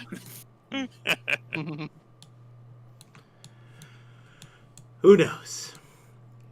I don't know why I'm chuckling at just Roger's response of, who knows, as if he's exhausted from all this. You know what? I think so. When we watched Sonic movie 2, Luke and I had our reactions to the post-credit scene recorded. I think I'm just gonna automatically do that for the next movie, just in case, because like I was told to do that by people who had seen it before me. They're like, you're gonna want to record your reaction to the post-credit scene. So I think I'm just gonna do that automatically this time. Anyone else feel like doing that? Because I gotta hear Elise's reaction if they show Silver. Yeah. I think I actually did that for the sequel, where like You may. Well, I will say you might not hear anything because if Silver does come in the mid-credit scene, I might just die. Yeah. No. All you're gonna hear is the boom as I hit the floor. I know, maybe I would hear like a very loud scream from you, like, yeah! And then you She's just gonna be the collapse. loudest in the whole crowd, and everyone's gonna look at her or like, what the I fuck just is start doing? crying. Yeah. It's like, why? Yeah, I did also fully record the audio last time for Sonic 2. Not mainly just because I was Funny trying to thing get is, Luke's I reaction. didn't know Euan was recording me. Well, Oh, you I was just recording it in general, just sort of like, you know, just to remind myself what happened during some parts. But I think you were, for the most part, at least a bit quiet up until the end, where you were just when Sonic said "Dad," and you were just like, "Oh," and then when Knuckles talked about sprinkles, and you just started doing your muttly, wheezy laugh, Yeah. like. Yeah, funny enough with Sonic movie 2, I actually did record when I first saw the film when I'm with my parents on, I think it was opening day when they were coming over for a visit, where I kind of secretly pulled out my phone and hit like a record button, like just to get like a crowd reaction. But yeah, my reaction was like pretty quiet. It's like, oh, nice Shadow, and then yeah, there wasn't much of a big like, oh, Shadow in the crowd. So yeah, I never bothered showing it to you when you guys were working on the Dissected episode. So yeah, with movie 3, I might do it, but you know, who knows what the outcome's gonna be. Yeah, I'm also not going to record myself. I'm boring with reactions. I eternalize everything. Yeah, because I think the only time sorry, bit little tired myself because I was up late trying to finish the thumbnail, but I think I recalled that one time when you went to watch the Bumblebee movie, and the only thing you laughed at was when John Cena was just storming towards like a massive door, and he's like, "There's a door in my way." I love that scene. That was great. It's his own door, but he can't be bothered to open it. He just rocket launches it out of the way instead of just ordering his men to open it up. I love that. Oh my god, a door! What is this? What is this movie? Bumblebee, the Transformers. Bumblebee. Oh, Yeah, the Transformer. Yeah. I was like, I don't remember any movies about bees recently. Free movie. There Jerry was a bee Seinfeld movie, but it yeah. certainly did. It certainly didn't have John Cena in it. Too bad. It would have been so much better. Yeah. Yeah.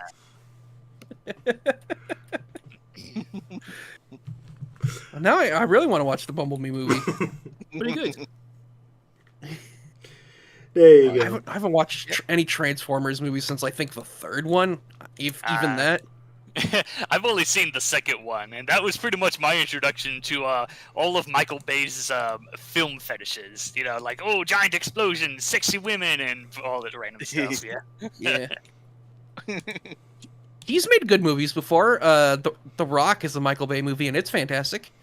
And I think it actually also has Keanu Reeves. He's everywhere. That it was Nicolas Cage and Sean Connery, unless he played. Oh, as it was Nicolas minor part. Cage. Yep. Yeah. Okay. Yeah. Never mind. It was Nicolas Cage and yeah, Sean Connery, who had the iconic title drop line, "Gentlemen, welcome to the Rock." Yeah. It's a good movie. Yeah, that's a good movie.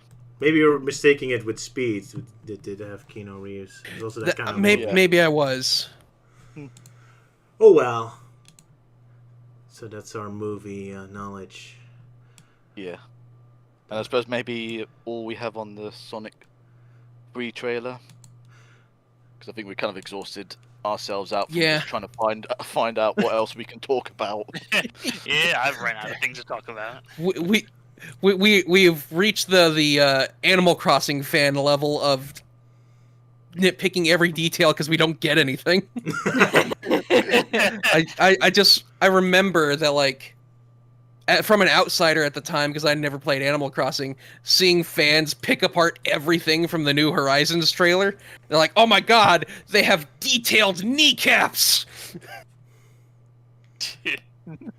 It feels like we're at that point right now, because it was so long since we got any news about this movie.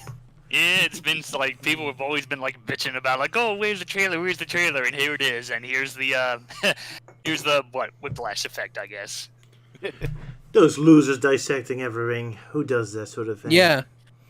Yeah, what kind of person would possibly waste their time doing that? We wouldn't. Indeed. Yeah. Dissecting. We're What a better waste than of that. time. Yep. More sophisticated. Absolutely.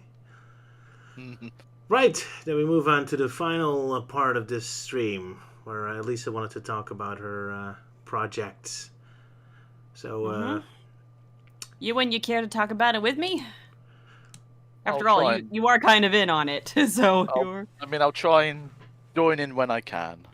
Okay, but first of all, Euan, I just want to say thank you so much for being my editor. Like, you've gone above and beyond in a lot of things, and I just want to say thank you so much. No worries. I try my best. anyway, if others want to leave because they didn't read her work, then time to say goodbye now, I suppose. I read the first 3 chapters. Okay. I was only expecting like 4 or 5, but then you got 19 chapters, and I realized I did not have enough time to read all of them. That's okay. We can talk about the chapters you did read. So, Yeah. I mean, that's the kind of other thing with like everyone, because like we only see me do like a few, but then suddenly we see the amounts, and it's like, whoa, shit. I mean, yes. But anyway, Because can you it's give a fire. synopsis of what your project is about? Of what you're trying to accomplish? Okay, one moment. Let me just open up Archive of Our Own, because I have a brief synopsis on there. Well, it's like, if you like Sonic Adventure, then you might like this one. It is a reimagining of Sonic Adventure 1, introducing new characters and lore to the series, while also keeping the heart of Sonic. That's essentially what my goal is with this. And my other goal is to like make a consistent timeline, a consistent story, like through line for everything. And I was mainly inspired by Sonic and also Kingdom Hearts. So those are my 2 biggest inspirations. And because that's the first thing you showed me, your entire timeline of the entire Sonic series. So it wasn't a specific story you were thinking of. You were immediately working on a whole timeline. You had this whole lore in your head. Yeah, and also like with magic and or like with the power system and things like that.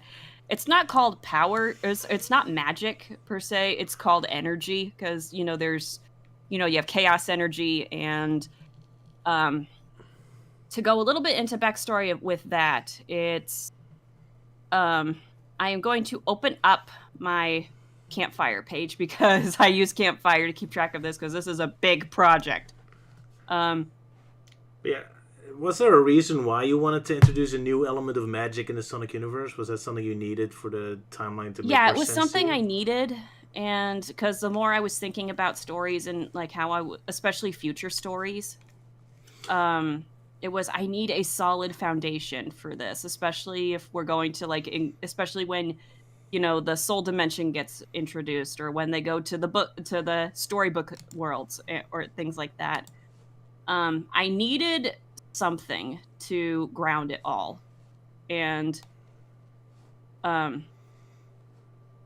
so as an overview is that the source of power in this world is called energy, and and that's what allows our characters to use their powers. So they are what's called chaos inclined, which means they can use chaos energy. And chaos energy essentially is the invisible force that exists in the world.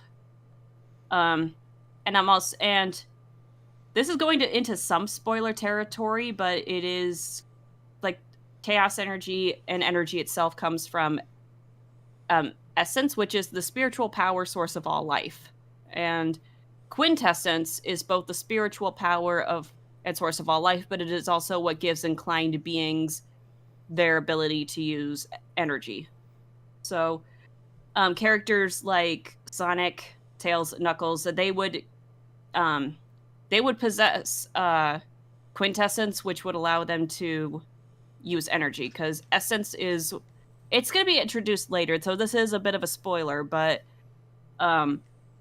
essence is the source of all life. It exists in everything. But those with the ability to use energy, they possess quintessence.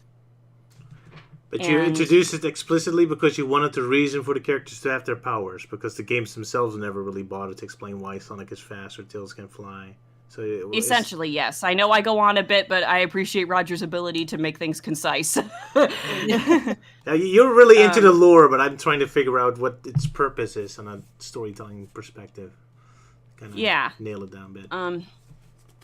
So yeah, and Rise of Chaos is the first story, and that it's essentially Sonic Adventure. It's a reimagining of Sonic Adventure 1, and the reason it's called Rise of Chaos is not just because of chaos, but the water monster.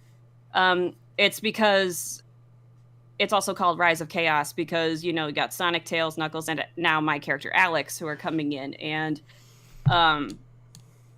they all possess the ability to use chaos energy. So, and in fact, the opening line I have in the first chapter of Rise of Chaos, I can just read it from Archive of Our Own. It's like, chaos. It invokes many images and meanings: anarchy, destruction, and havoc. The beginning of an end, powerful and uncontrollable. And yet there are those who can harness this power, use it, control it. When children of light are overcome by despair, doubt, weakness, and fear, they can become consumed by it. Still, there is light in each heart. Hearts full of hope, belief, strength, and courage will shine the brightest and call back those who are lost in the darkness. They will harness the power of chaos and control it. And there's the Kingdom Hearts references. Yes, there's the Kingdom Hearts reference. Well, not reference, but inspiration, I meant. Sorry. Wrong word. Yeah. Inspiration. But yeah, I do use light and darkness, and I distinguish those with capital letters. So that's nice. So they actually also still exist as normal words, unlike Kingdom Hearts that only uses them as spiritual words, I suppose. All right. Yeah.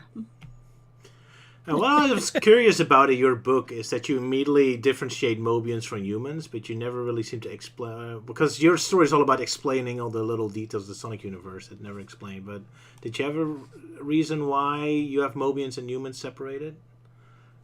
How do you mean separated? Well, in your first chapter, you immediately specified, like, oh, Sonic is a Mobian hedgehog. And I found it kind of weird. Because I have different species in each world. In the Chaos Dimension, you have animals, humans, and then you have Mobians and Mystics. Mobians and Mystics, they kind of exist somewhere in between humans and animals.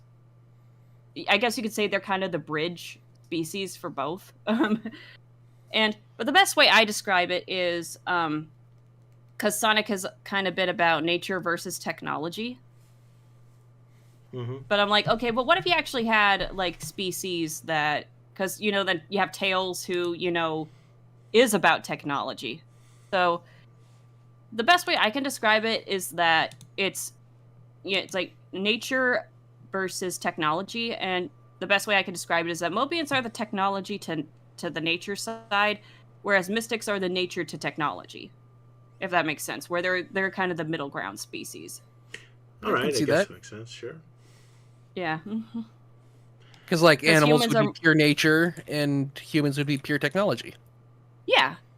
Or industry, or civilization, I guess, like something like that, where Along those lines. Yeah, somewhere along those lines. Whereas Mystics, they're able to harness the power of nature via their abilities, and then you have Mobians, who they mostly live with nature, but at the same time, they're not 100%. They're not 100% like animals, where they just live off of nature. They have integrated into a society as well, and they have formed societies themselves. So I always like to think of Mobians as having like the mind and soul and attitude of a child, but being adults. Like it's the simple-minded version of humans. I mean, that's how the games are portrayed. Like the Mobians are always just living in their tiny little towns and minding their own business, while humans have all their governments and military. That's always the way how I interpreted it. Sorry, but that's my thing. But yeah, I could go ahead with your own. But yeah, that's kind of why I came up with Mobians and Mystics, and also because there was a secondary goal with this, and it was to put humans in a better light than they have been in the games. Yeah. Especially the girl characters. So. Fair enough. Yeah. Well, not that the men are much better. I mean, Gun Commander's also a clown, basically.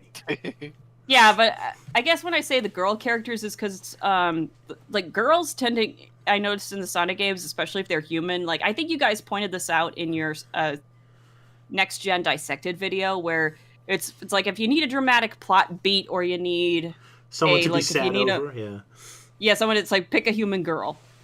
So, I'm like, Maria, yeah, or it's like Maria, or Elise, Shara, Merlina, it's like they all tend to kind of follow that pattern, which I would say, as an idea, it's not 100% bad. It's just how it's utilized. Yeah. Fair enough. Like, but yeah, you focus on the human part. I was at that point focusing on the Mobian part, and Amy never get a dramatic part. Yeah. Well, because she's too goofy to care about, so she's only for jokes. And then if you need a girl to actually feel sorry for, you get a human. Well, you're actually trying to make the humans more into the Mobians, like action characters. So you kind of take what I said, but in the other direction, which is kind of interesting. Yeah. Which is why another reason I gave them powers, because I realized, okay, if you just put a regular human into the stuff that Sonic and his friends get up to, the dangerous situations, it's going to be uncomfortable, especially if they're teenagers. It's actually hilarious. I love it when they put Gun Commander the President in Sonic levels. You see them run down the hills and all that. That's fantastic. But yeah, that's me in my parody mind, I suppose. But yeah, I get what you mean. Yeah. Yeah. The humans don't make sense like, in Sonic levels, no. Yeah, so it's like, what's a good buffer for that? And it's like, give them powers, because then at least they are capable of like defending themselves, or at least contributing to the team. Fair enough. So on that end, I have a question. In that Sonic characters, not just Sonic himself, tend to be very fast. They can all go through loop-de-loops. Can Mystics do that as well? Yes, if they want to, because I think you might have read that Alex has, she has force jewels on her shoes that allow her to move quickly. In fact, I do have, there's this picture I have of her and Sonic, because I did character pictures a while back. That's what made me think of the question. It's just seeing them running side by side. I'm like, how's she doing keeping up with him? Is he just jogging along, or is he just passing her? Nope. In fact, there is a chapter where she starts to show how fast she can be, because her power is the Aurora. So, and I have this picture. Huh? At this time of day, in this part of the country, localized entirely within your kitchen. Oh, now Melting Man hates this story. Thanks, Sala. But yeah, I posted a picture in the live chat, and the title I gave the picture was "Light and Sound Waves." All right, And that's how. look for it. Yeah, so that's how I was able to, because it's like, okay, I want to have someone who can like keep up with Sonic at least a bit, but not make their powers similar. So it's like speed of sound meets speed of light. Together, they will blaze a trail to victory. Nice. Mm-hmm. Yeah, someone poured your model of Alex and Melty's Sonic comment. Unleashed. Sorry, Melty. Yeah. Oh no. Yeah. Melty. It's like your mic is also muted. So. Yeah, I did unmute it, and then it's like, oh, I was trying to say something about this whole steamed hams thing, but it's like, oh. Yes. Oh, what? Yeah, so, yeah, the whole steamed ham meme that Sally was talking about. And what I was going to say is that it's a weird, ironic thing where at first I kind of got tired of that thing, but then I kind of started to accept it more, because I guess it was because I was more exposed to, like, the more unique styles of how they've handled it. Like, I saw someone recreate the whole thing in, like, Legos, but not, like, regular pieces, but, like, the Legos and how they were designed to that one Simpsons special. So, like, okay, that's really impressive. A lot of hard work in there. Mm-hmm. Have you ever heard of Unlimited Steam AI? Basically, someone made an AI program where it would try to create infinite versions of the steamed ham using prompts, and it would try like create its own. Okay, try to create its own episodes with unique talking. So it's very weird, but very interesting. Like at the end of each one, where Chalmers trying to explain why there's fire in the kitchen, but Skinner will say different things like, oh no, there's a zombie, or a skeleton, or something else, and it's pretty hilarious. An AI sitcom generator. Not the first time I it's heard of cool. that. Well, that probably explains why I never seen it, because, yeah, I tend to avoid AI-related stuff like the plague. Yeah. Fair enough. Yeah. Anyway, we're hijacking it from Elise, so... Yeah, absolutely. Sorry about that. No, your guys are fine. It's like, but yeah, so yeah, it's like speed of light versus speed of sound. So, Or like now I'm speed of wondering light how meets speed of sound sound. creates speed. Do you make such a big sound waves that it blasts you forward? I'm sorry, what was the question again? How does sound generate speed?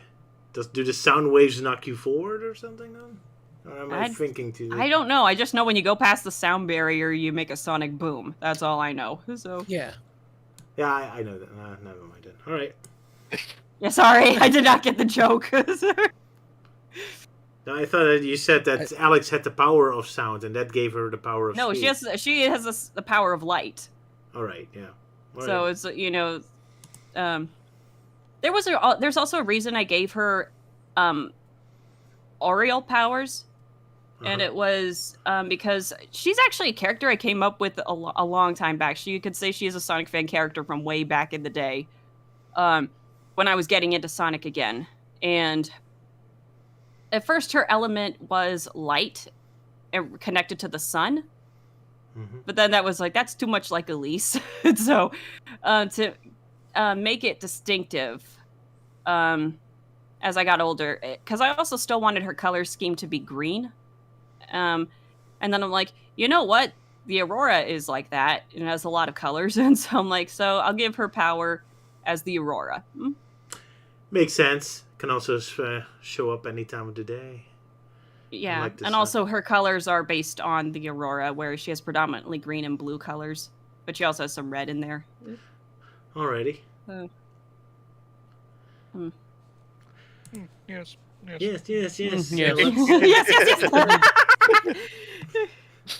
Let's But yeah, I also wanted another goal was to get the entire cast involved and not just have Sonic do everything. It's to show that how each character contributes to the team. Yeah, that's pretty cool. You do utilize all the other characters a lot more, so it's much more of an ensemble piece. Yeah. Anyway, I have to bring up, there's another Sonic fan project called Sonic Legacy, a comic series. That's always kind of Really? awkward. Yeah. Yeah. See, that's why I called my level pack like Soul's Ascension. I made up a fantasy word because I'm always scared if you just call it Sonic cool word. That's like a million other projects. But yeah, just quick. What I want is to bring this it up. other project? Well, it's a fan comic, which I haven't really read much of it. I know it's from people from Sonic Paradox, so that's all I know. But it's not funny; it's serious. Well, it's funny, but not meant as a parody. I mean, Yeah. it's just a random side comment. I didn't want to talk too much about it. Just saying, exactly. you might get a little confused here. Sorry, Euan, go ahead.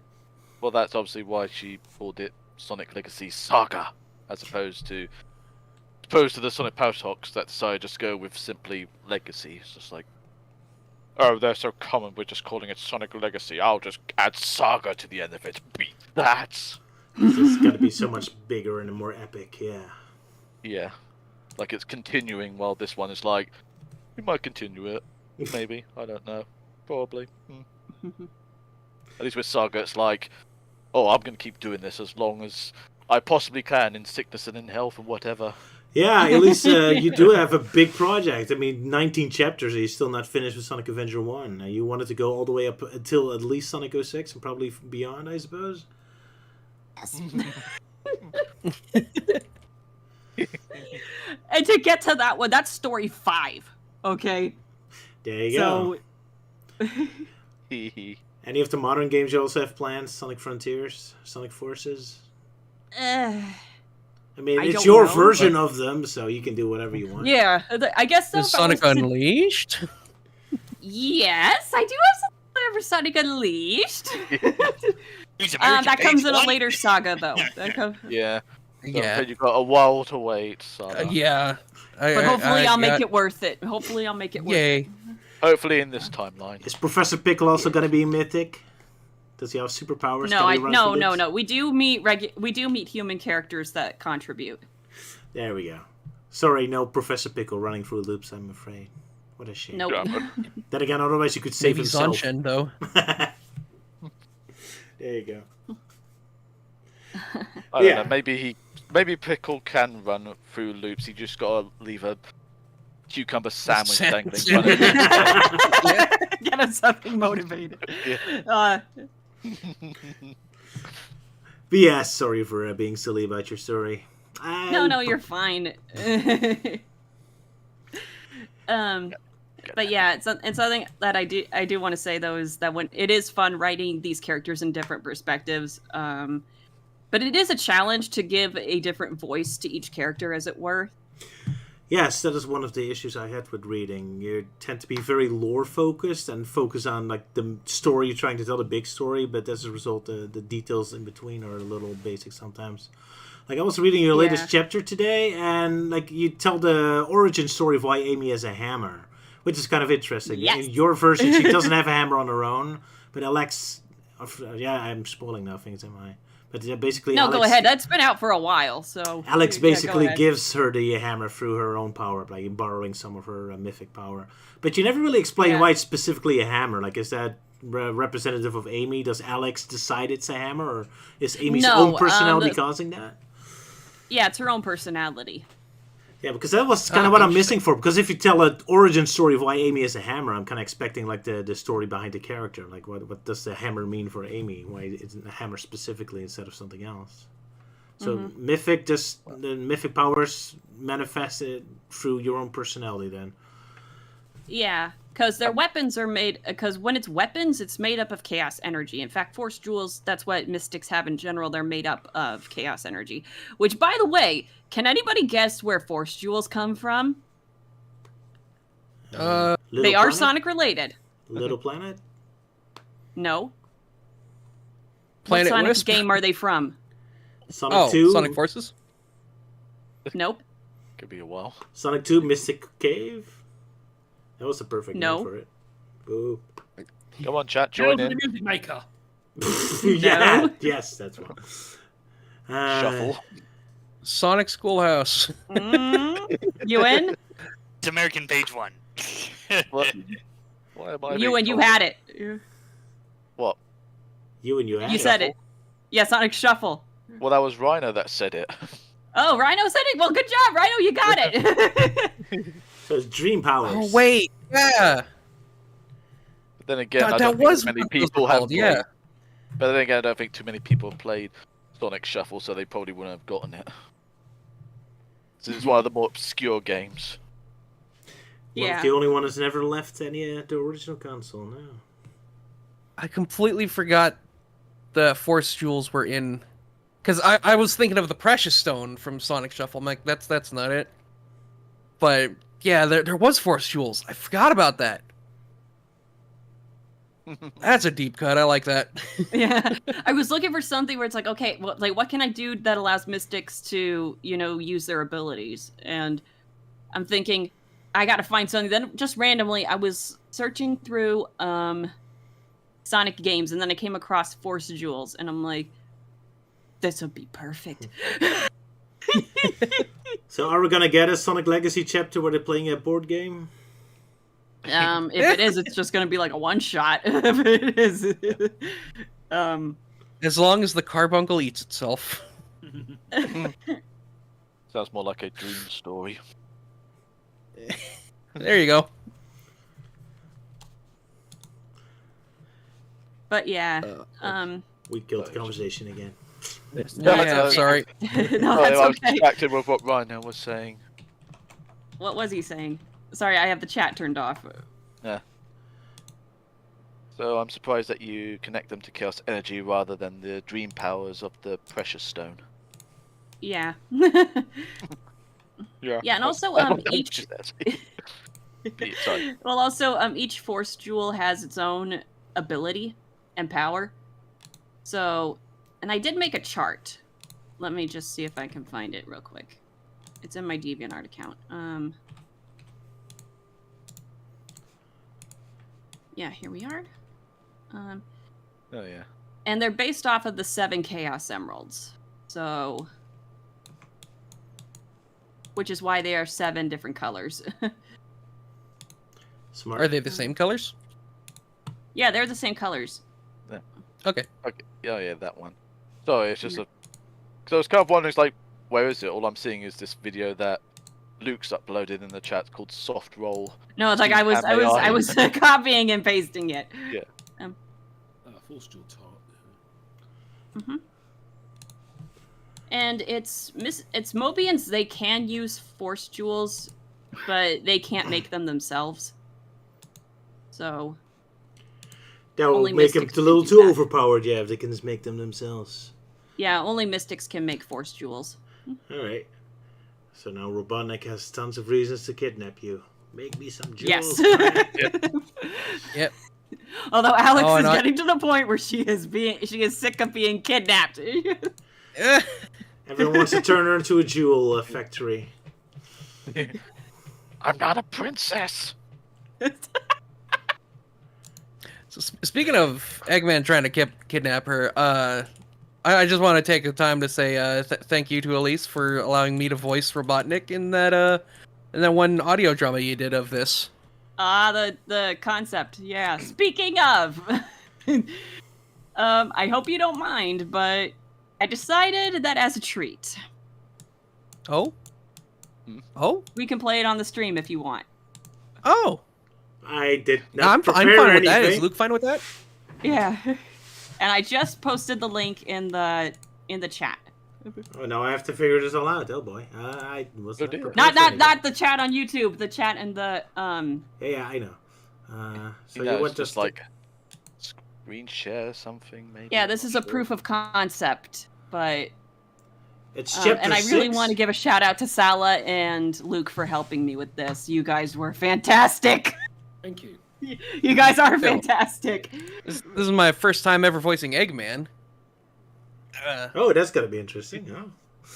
Guess I'm gonna learn if I have to hire you more often for that. Oh, probably not.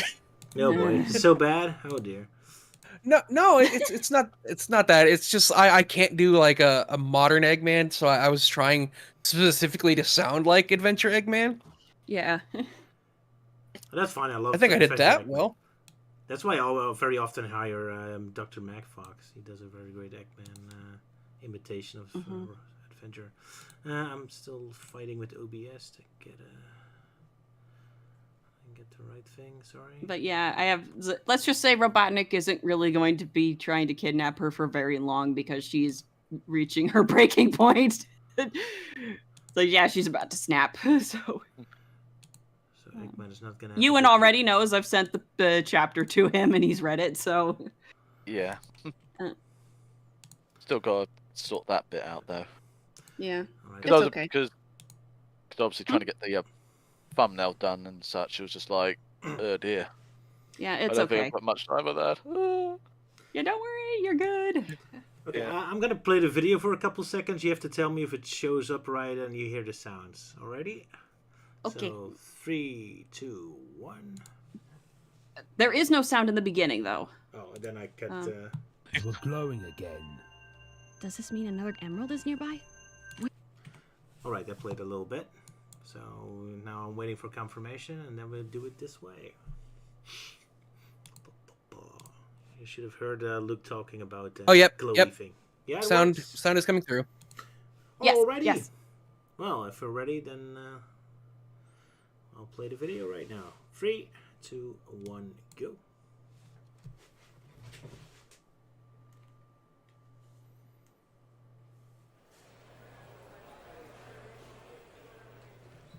The sun had set as Alex left the train station. Knowing the dangers of the city at night, she had to keep to the more open places. This made her uncomfortable, because more open places meant more people, and more people meant more eyes to catch her using her powers. Okay, just keep a low profile like Master Euan taught you. Right now, I better find some place to rest. I'll think of what to do tomorrow. As Alex walked down the street, her hip bag began to glow. She quickly ducked into a nearby alley and looked inside. The Chaos Emeralds were glowing again. Does this mean another emerald is nearby? Where? Someone's coming. Thinking fast, Alex jumped into a nearby dumpster and quietly closed the lid. Though it was empty, it still reeked of garbage. She struggled to hold back a cough and covered her nose and mouth. She heard the footsteps getting closer, and the emeralds in her bag were growing brighter.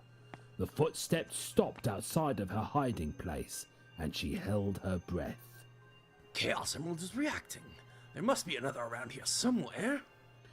Alex froze. She knew that voice. It was that madman, the one with chaos. Rallying all her courage, Alex carefully lifted the lid a crack. Eggman was so close she could reach out and touch him. In his right hand was a silver Chaos Emerald, which was glowing as brightly as hers. Her heart nearly stopped when he turned in her direction. Is it in here? Eggman grabbed the lid of the dumpster. With remarkable force, Alex pushed it open, leaping out like a jack-in-the-box. Eggman stumbled back. Ah!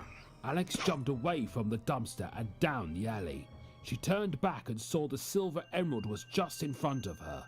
She was about to dive for it when a puddle of water emerged from the cracks in the cement. She backed away as it swallowed up the emerald in a flash of light. When it dimmed, Alex's blood ran cold. Chaos was standing before her, only now he had two metal arms, each with a Chaos Emerald in their hands. His shoulders were broad with a muscular appearance, his posture hunched over like a gorilla, and his two head fins were now vertical like a shark. Fearful, Alex spun around and ran. It's that other mystic. Chaos! Get her! She's got the Chaos Emerald! Alex didn't dare look back. She could hear Chaos's watery steps pursuing her like some demon from a cursed lagoon. The jewels on her shoes glowed, and she picked up speed. When she noticed how close the walls on each side of her were, she got an idea. She jumped to the right and then jumped to the other. Chaos reached for her, almost catching her foot. Alex managed to avoid his grasp and continued up the walls at incredible speed, the gems on her shoes glinting with each step. She reached the top and looked down. Chaos morphed back into a puddle and began to slither up the wall towards her. Alex screamed and dashed across the roof. She was about to jump to the one across the way when Eggman suddenly came in front of her in his Eggmobile. And where do you think you're going, mystic? Alex spun around and Chaos reformed right in front of her. Before she could scream again, Chaos grabbed her by the head and lifted her off her feet. She struggled and kicked, her cries distorted by his watery hand, but it was no good. Well done, Chaos. Now, time to retrieve that Chaos Emerald. Eggman's claw was just about to reach for Alex's bag when she summoned her sword, making him recoil. The cyan force jewel around her neck shone, and a greenish light illuminated her sword. With one good swing, Alex sliced Chaos clean through at the torso, making the monster roar in pain. She dropped to the ground, coughing and gasping for air. She looked up in time to see Chaos charge at her in mid-regeneration. She leapt aside and quickly found her footing. She held her sword out, ready for another attack. You're not getting the Chaos Emeralds! Oh, and you're going to stop me? Guess I should expect such spirit from a mystic. How did you know about that? How did you find out? About us? Quite simple, really. You mystics are chaos inclined, aren't you? Able to harness the chaos energy all around us. So, develop a way to locate Chaos Emeralds, and you get a nice reward of locating mystics, too. Granted, like Mobians, your signals aren't as strong, but it was enough to find you and your friends. Where are they? What have you done with them? Oh, you'll find out soon enough, my dear. Chaos, get her!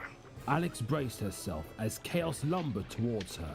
Her heart was racing, her legs were quivering, and her head was reeling. This was no sparring match. She was in a fight for her life. She shook her head. Now was not the time to panic. Chaos was already on top of her.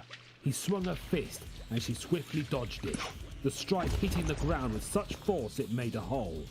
Alex backed away as Chaos turned and advanced on her again. In a moment, she realized something. His power had increased, but his speed had decreased. That might work to her advantage. The jewels on her shoes glowed again, and she started to run around Chaos. She accelerated, her running turned into skating, and her form becoming a teal streak of light. Chaos swung at her left and right, but he missed every time. He roared in anger and transformed into a large ball of water. He slammed into the ground repeatedly, trying to crush her, but she was too fast. When Chaos took form again, Alex saw his brain. Was that his weak spot? How could she get to it? Suddenly, she remembered how her blade cut through him.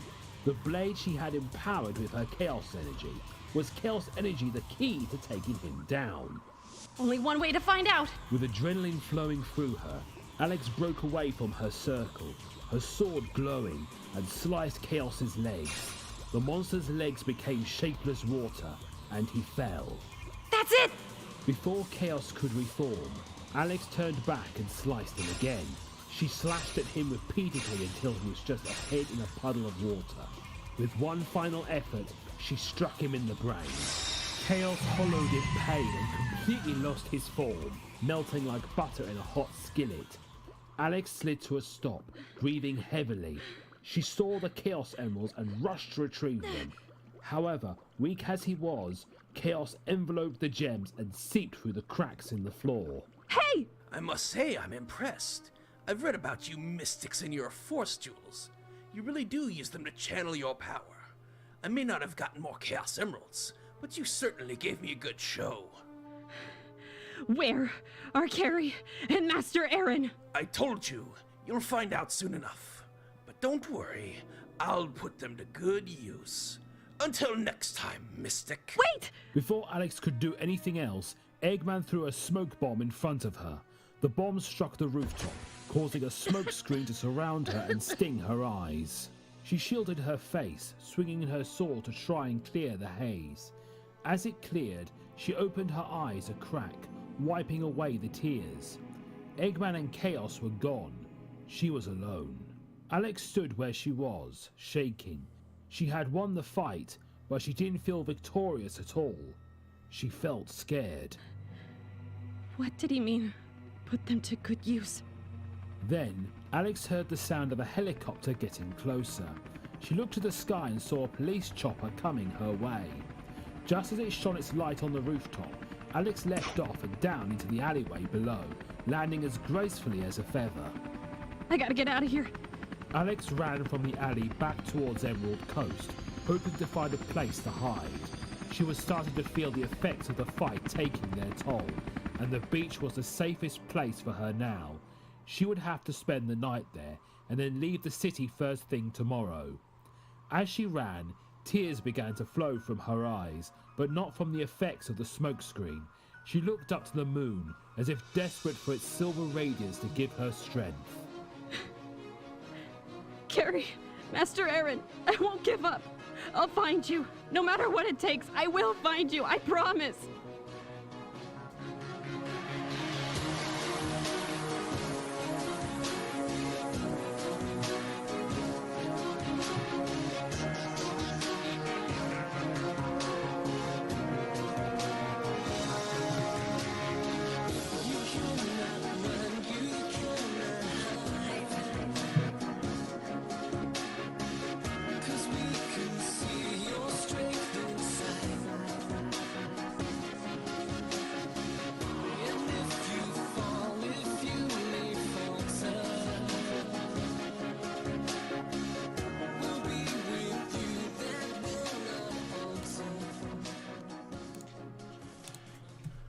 Oh, there we go. It's kind of weird to have Luke to have this whole fairy tale narrator voice and to suddenly talk about dumpsters and trash. That's a weird effect for me. But yeah, that was pretty cool. So you're planning... Elise, did you do the audio editing yourself? Yes, I did.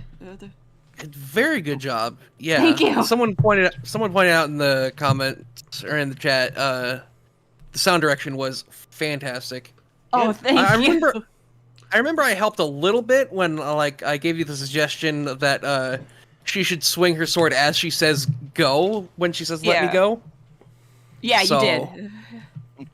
Really helps those little details, the way little fight sounds or struggling sounds, like far in the distance. Yeah. Like you don't really notice it, but it does kind of add like a little atmosphere. Yeah. But yeah, very good that you're doing it in audiobooks. Probably a good idea if you want more attention, because not many people are reading these days anymore. We want to watch videos, just turn something on while we're doing something else. So. Yeah, I'm sorry, it's just that my heart's racing right now, so... Yeah, always fun. Well, you should play those with a live audience. It's even more fun. Your heart is definitely beating. Yeah. Every single time my animations are played for a crowd, I'm also embarrassed, staring at the ground. Oh, yeah. Especially from Summer of Sonic the first time. It was like, oh, there's my animation. Oh, well. Yeah, but it's just, I've been meaning to work on this. It's just I've been so freaking busy lately with like everything else. Yeah, now you have a real life, real job, so boy. Yeah, I'm getting into a groove, thank goodness, but, yeah. Oh boy. All right. And also, it's just I'm just a bit shy of reaching out to potential voice actors. So. There's tons of voice actors who love getting jobs, so this shouldn't be too hard. Well, also this project would be a passion project, so yeah.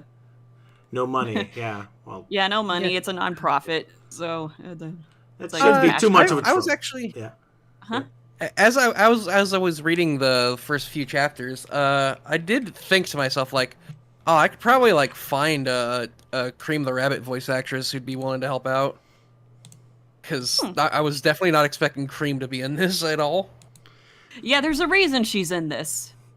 Sonic Adventure DX. She had a cameo in that game.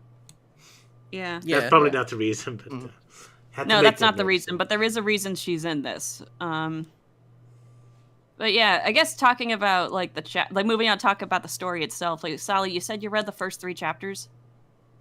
Yes. I'd like to hear your thoughts on that, if that's okay. I think it is going fantastically so far. I like the way you describe things. It really helps me visualize what's going on. I've read a lot of like fan works and stuff where it's just like dialogue after dialogue after dialogue. So this is like really good. Like I think you could actually find a publisher, not for this specifically because copyright.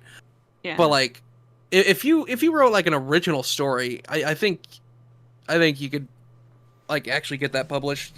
I am writing original stories, but oh, cool.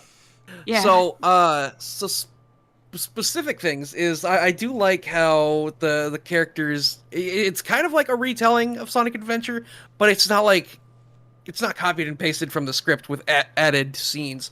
There's like original things happening. Like Knuckles has to sneak into the casino in order to get the Emerald Shard, and like he's like surprisingly respectful of the police officers who are like taping it off to like get the public out so while they investigate. Yeah, so that scene, like that chapter was very fun to write, because we don't have a lot of things in Sonic where you just have characters sneaking around, and I wanted to.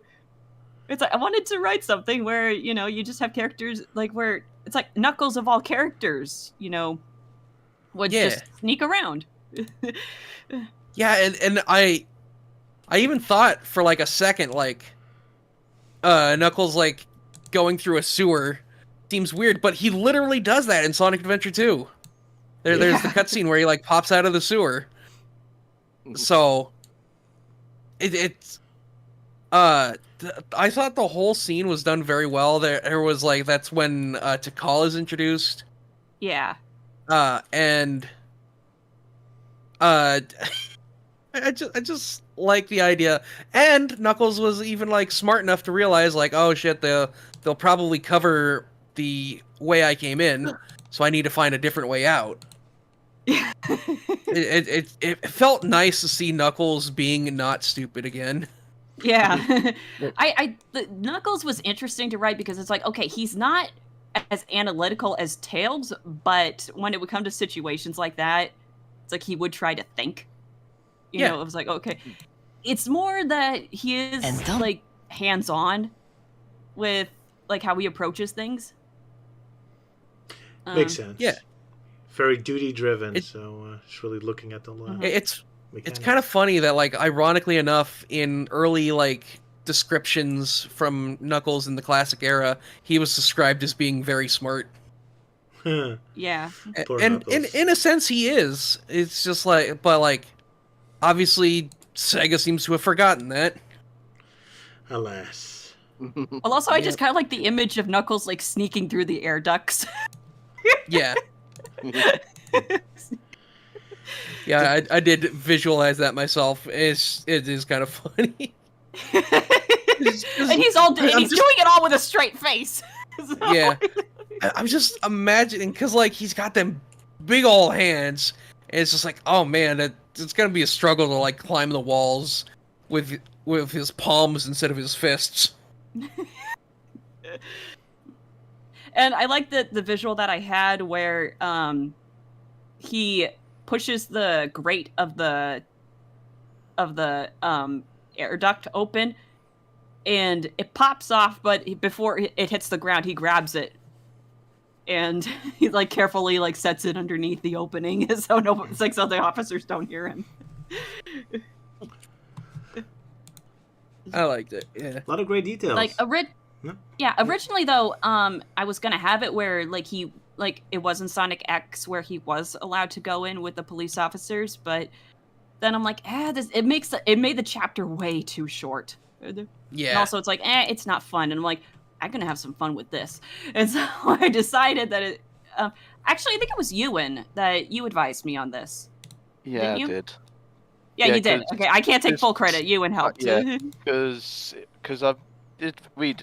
Well, not sure if I read it because I don't think you've written it out just then. You were just suggesting like the vague idea of how it was going to be similar to the Sonic X story, but I thought, nah, I think it should be a little different, especially if Mobians are a little more commonplace compared to that in Sonic X. So maybe like, even though the policeman might know who he is, he's still like saying like, we got to cordon this whole place off until we can actually make sure the whole place is safe to actually enter, because it's like a massive sort of like a big gaping hole into a casino, so naturally you want to make sure the whole place is like at least secure before you move in. And so I suggested like maybe Knuckles would just simply just sneak in, but like Yeah. maybe go through the sewers. Yeah, when you mentioned that, I'm like, we're gonna have fun with this. Yeah. So, And the that casino led to the literally whole- has a sewer level, so it also fits with the Yeah. gameplay of the game. Yeah, and I loved describing like how the place looked after the Emerald Shard just like wrecked the casino. It's like where you have like the piles of gold and silver and bronze coins just all over the place, and like you have the gambling machines knocked over, toppled, or damaged, Yep.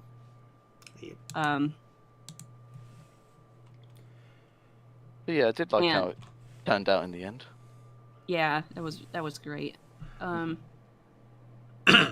then I get introduced to Call, and so yeah, Knuckles' chapter was really fun to write. Chapter 2, or I guess we want to start from chapter 1. Yeah, going back to chapter 1, I did keep the opening where Sonic fights Chaos for the first time, Yes. and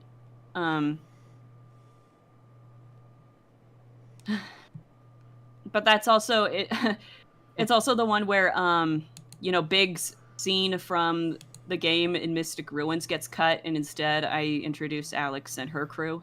Yeah, you entirely eliminated Big the Cat from Sonic Avenger, right? Yes, I did. I'm sorry, Big fans. Not that there's that many of them, but yeah. Yeah. I suddenly hate the story, and I hate you What? for making it. What? Sorry, what did you No, say?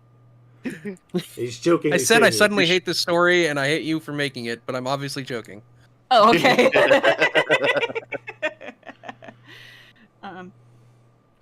I don't know if this comes across in the text, but I kind of wanted to give the impression that Alex is kind of the quote unquote baby of the group. So Baby. yeah, like, well, you get the sense that she's kind of she feels like the youngest of the group. Oh, that didn't really come across to me, to be honest. Yeah. I mean, So, well, Carrie... Huh? Go ahead. I mean, she's immediately very responsible, taking responsibility. Well, I will find Master of. To me, she makes a mistake in making her like Master and sister did, abandoning them there. But she immediately regrets it and goes after it and takes responsibility. So as a result, I don't really see her as a baby, to be honest. Yeah, But well, she- what I mean is, like, she feels like the most youngest and inexperienced member of the group. Oh, I suppose, yeah. Yeah, I guess it's something like that. Or she's the one where she kind of gets, like, she's, like, I don't think that came across in the text, but very well, but, but yeah, and also Carrie's not actually her biological sister, but they are close like sisters, but Yeah, they're fair not enough, really, but- they're not related. And yeah, what I wanted to establish with this scene is like how Alex gets involved, and that they already had a Chaos Emerald in their possession, and that was another reason why Robotnik went after them and why he's going after her. All right. Anyway, kind of interesting I didn't spot that, because usually an issue I have with your writing is that you kind of emphasize some details a little too often. I was reading the chapter 19 lately, and you had the thing that Amy is worried about Alex, but then first he storms into the building, like, oh, Amy's very worried about her, and then it's like reinstated later again, oh, I'm here because I'm worried about you, and then, oh, well, hi, hey, how are you? Said Amy was his words. Like, do you keep repeating the same beats a little too often? And Yes, it kind of makes me wish you had that a is little bit weakness more. to my writing, I will admit. I wish you can have a little more faith in the readers and not having to reinstate. Okay, that scene was interesting because it was from Gamma's perspective. So, which Gamma, by the way, he is very interesting to write. Because it's Yeah. a robot, yeah. So- Yeah. In fact, from his perspective, he it's like at first he looks at things as if they're objects, including himself. So he at first, like, he doesn't even say like he, like when I talk about Gamma, it's like he looked on. He doesn't do that. He says it, or the narration is it. So he sees things as objects. What confused me a little bit with Omega, though, sorry, Gamma, sorry, is that he looked at Amy and he was like, oh, she's weak, so she's of no use to me. So that kind of begs the question, why would someone who's strong immediately be use of you? I mean, it's kind of weird for a robot to think like that. Isn't a robot more like mission-based?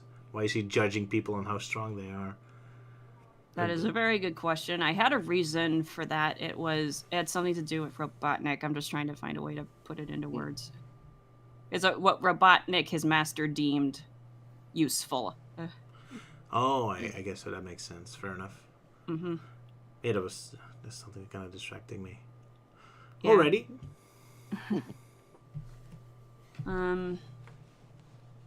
But yeah, Sala, what'd you think of Chapter 1? Do you think it was a good start?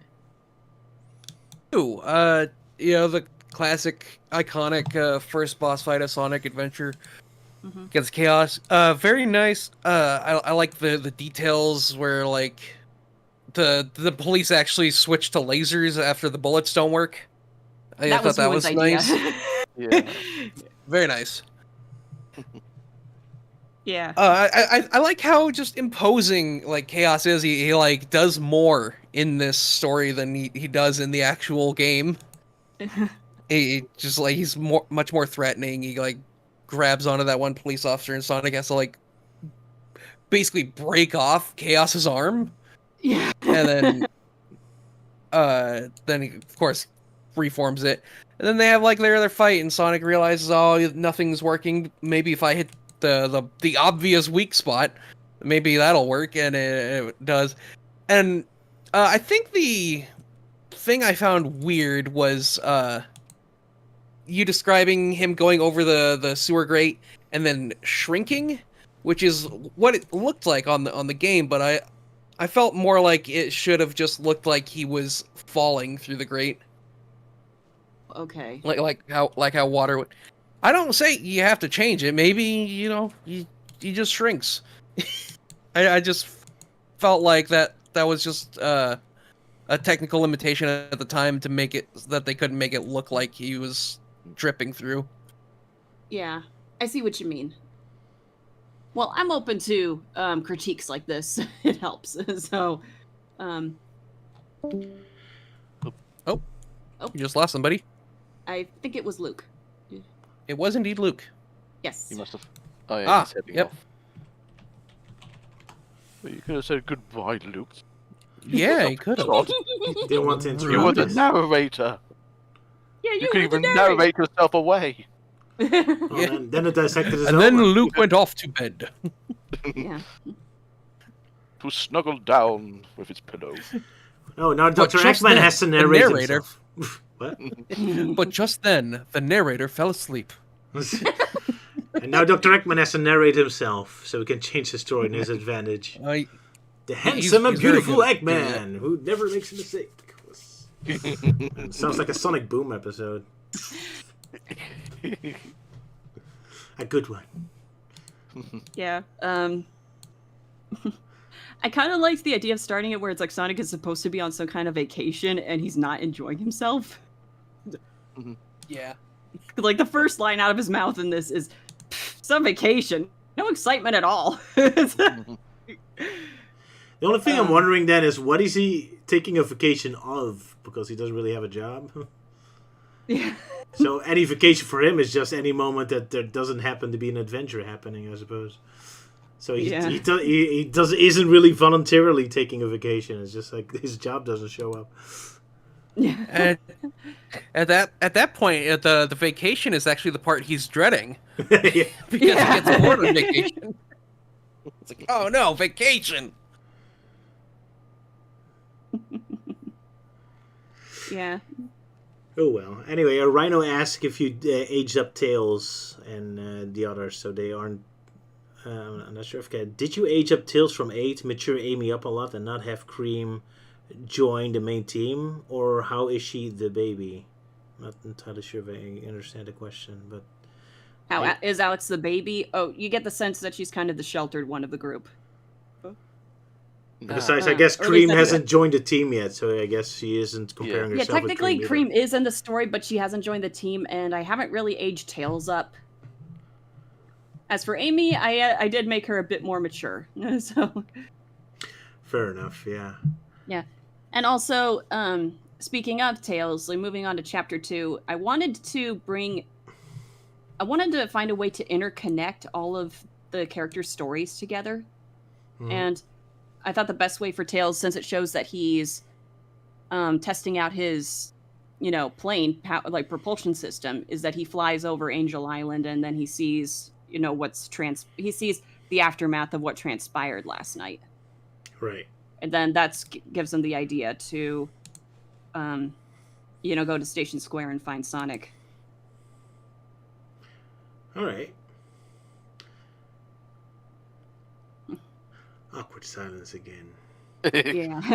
Sorry, It's I think we're getting just don't know tired if Sal again. has anything to say about chapter 2. I think we Europeans are getting a little tired. But yeah. Mm-hmm.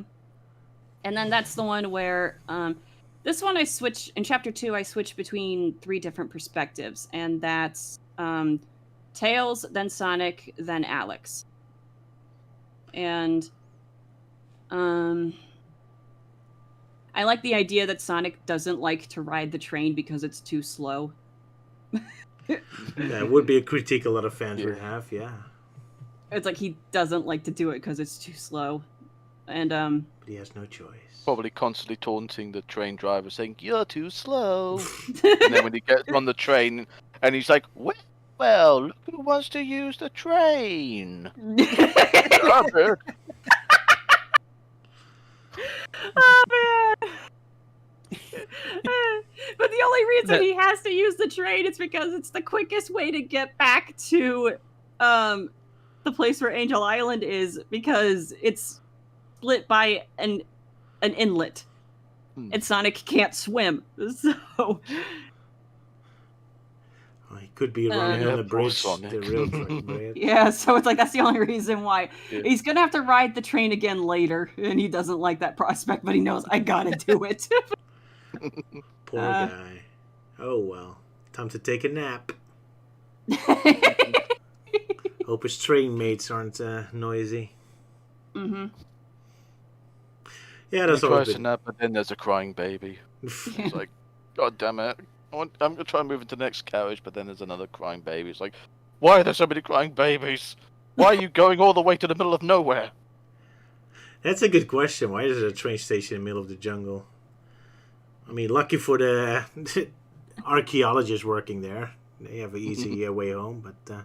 Yeah, I guess the thing I have is that it's kind of a tourist spot, so... Yeah, that's what I was thinking, like a safari or something. Yeah. I guess that makes more sense. Fair enough. I mean, Sonic Team did get inspiration by going as a tourist themselves, so I suppose that's where the inspiration came from. But yeah, sorry for the interruption. Go ahead. No, you're fine.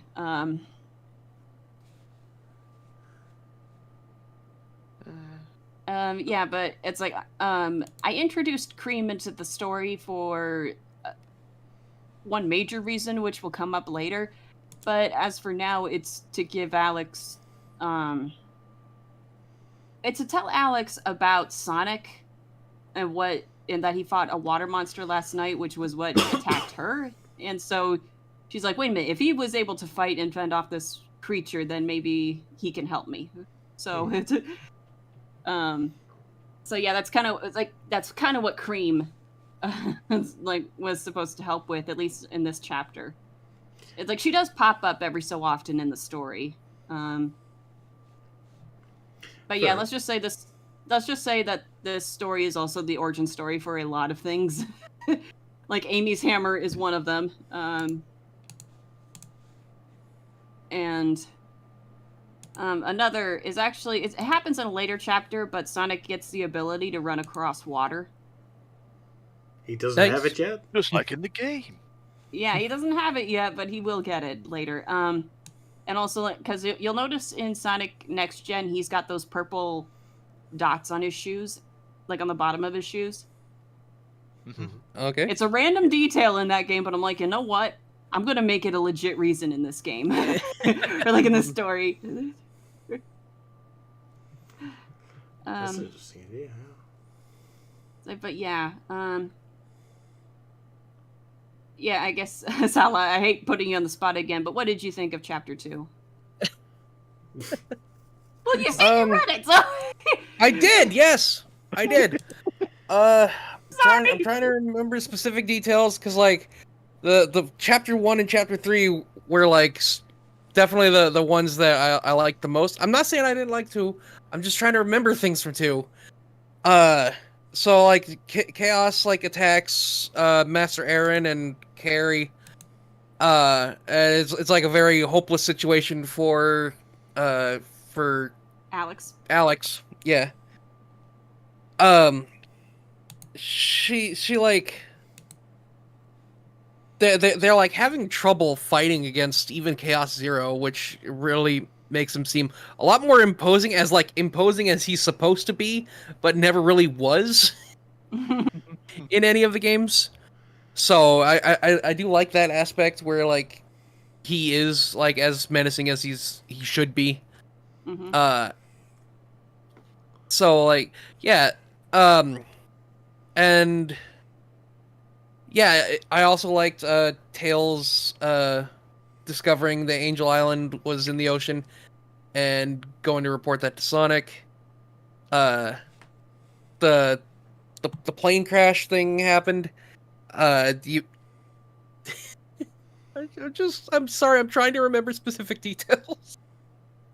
You're fine. I was rushing through these chapters because I thought I'd be able to read them all, and then I realized how many there were. It's like 19 freaking chapters. Are you kidding me? Hey, but I was reading the chapter you had the voice act for. Do you find the need to rewrite any lines? Yes, I do. Man, I'm looking back over these chapters and I realized that there's some lines and stuff I really got to retweak.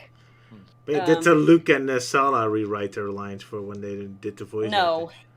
Lucky you. They do it much No. more often with my work. But then again, you're a native English speaker, I suppose. Yeah. Yeah. So you're not doing too bad. But yeah, I gotta do some more like spelling and grammar editing. Yeah, I remember the first role I ever did for Roger was Brock from his Pokemon the first movie parody, and I remember I only changed one word because this was my moment. I was gonna be in a Roger cartoon. I can't mess this up. I'm not gonna correct his grammar. You poor sucker. So yeah, I was doing the Star Wars prequel thing, where I'm like, oh, I can't mess this up. But yeah, the only thing I changed from that time was you had written blood type as blood group, and I'd never heard that phrasing before, so I changed that to blood type. But I still kept the grammar mistakes. Nowadays, I'll absolutely change something up if I don't like how it's delivered. He doesn't even tell me. He just okay, Roger. I'll just... it's a completely different line. Nah, I'm exaggerating. It's like, let me handle this. Like, you poor sucker. You poor Dutchman. You don't get it. Yeah, same story when basically Silver from Sonic Generations cartoon basically called a skyscraper skyscrapers. Scrapers. I'm surprised he said it. Yeah. Oh, like, look, if this is what he wants me to say, fair enough. Maybe he thought it was a joke or something. Make sense. It's probably like a hidden joke that only a genius like Roger gets. Maybe I'm throwing skyscrapers that's basically made of crepes. Maybe he thought it was a joke. It's possible, yeah.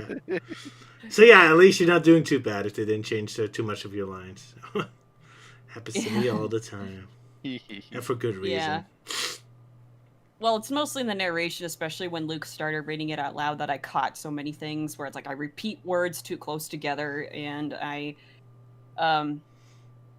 need to sharpen some lines by leaving out words or restructuring the sentence. So, stuff I'm learning all the time. Aren't we all? Mm-hmm. Yeah, that's, I yeah. guess, the Euan, nice... Well, Euan with ideas, he's been a big help. So, Yeah, thanks. You win again. I try to. But I only suggest it if I think like it might work a little better, or at least maybe give you a better idea of how to continue on or approach certain things. Mm-hmm. Because obviously, writing and such isn't my top skill. Because if it was, I would probably be busy writing all these stories for everyone else. But I do try and point out the odd few bits here and there. Mm-hmm. So Yeah, but that has been a big help. Thank you. Yeah. Because I mean, you did mention like there's some moments where you kind of repeat yourself a bit with like certain words and such. Yes. Like I'm only going to say this one small bit. It's like Alex lowered her shield and she and Sonic jumped out of the way. So maybe like replace the first "and" with like where she and Sonic jumped out of the way. Yeah. Of robot stages. So maybe something like that. Mm-hmm. Yeah. So that's basically how I'd help Alex. I'll just say like, correct that, please. Yes. And Let's as I correct said, it. yes. And as I said, I greatly appreciate it. Obviously not that tone of voice though. Yeah. Very humble rating. Because I don't want to terrify her. The last time I ever gave criticism to an author directly, he ignored absolutely everything. And he published 2 books, and they are both horribly reviewed. And the only positive reviews come from him and his dad. Oh dear. He absolutely cannot take criticism. He one time auditioned for X Factor, and he can't sing. Oh dear. And he was pissed that they didn't accept him. I think he just is a narcissist. So, listening to how Elise is taking these criticisms is such a breath of fresh air. Compared to that, yeah. Let's just say I'm used to it. And also I've learned that people may have a point of view that I haven't considered yet. And also, it's like sometimes criticism, like constructive criticism is helpful. So, yeah, and it's when I find that actually if I do listen to criticism sometimes and think about it, even if I don't end up using the whole thing, like it still does help me make something better. Feedback is valuable, absolutely. Yeah, feedback is valuable. Even negative one, still better than being ignored, I suppose. Yeah.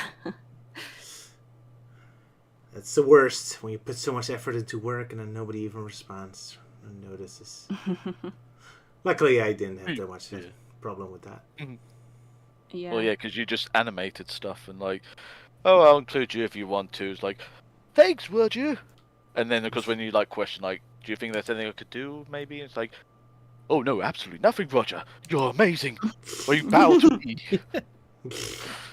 Yeah, but if someone actually said like, "Oh no, your work is perfect," I would be very suspicious because I don't think my work is perfect. But I try to give at least the best that I can.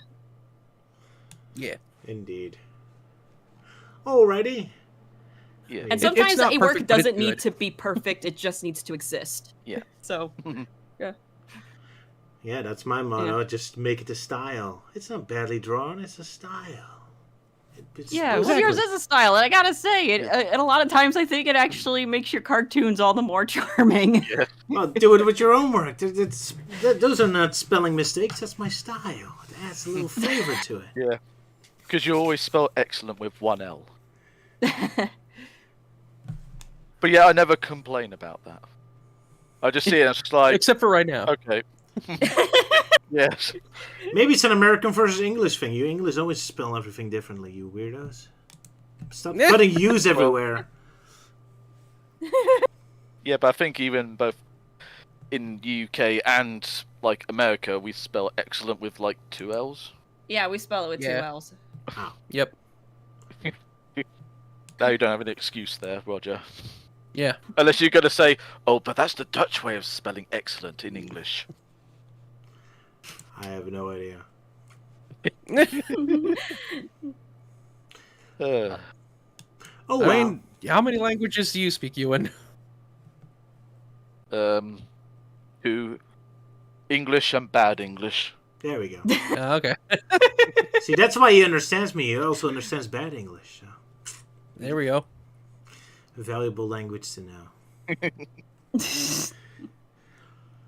Yeah. So Anything... I'm still trying to learn how to understand drunk English. Don't bother. You have nothing worthy to say anyway. Yes.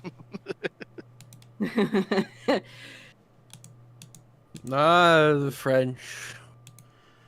Oh, our good friend. Darn it. Ooh. He's a meme. That's a meme.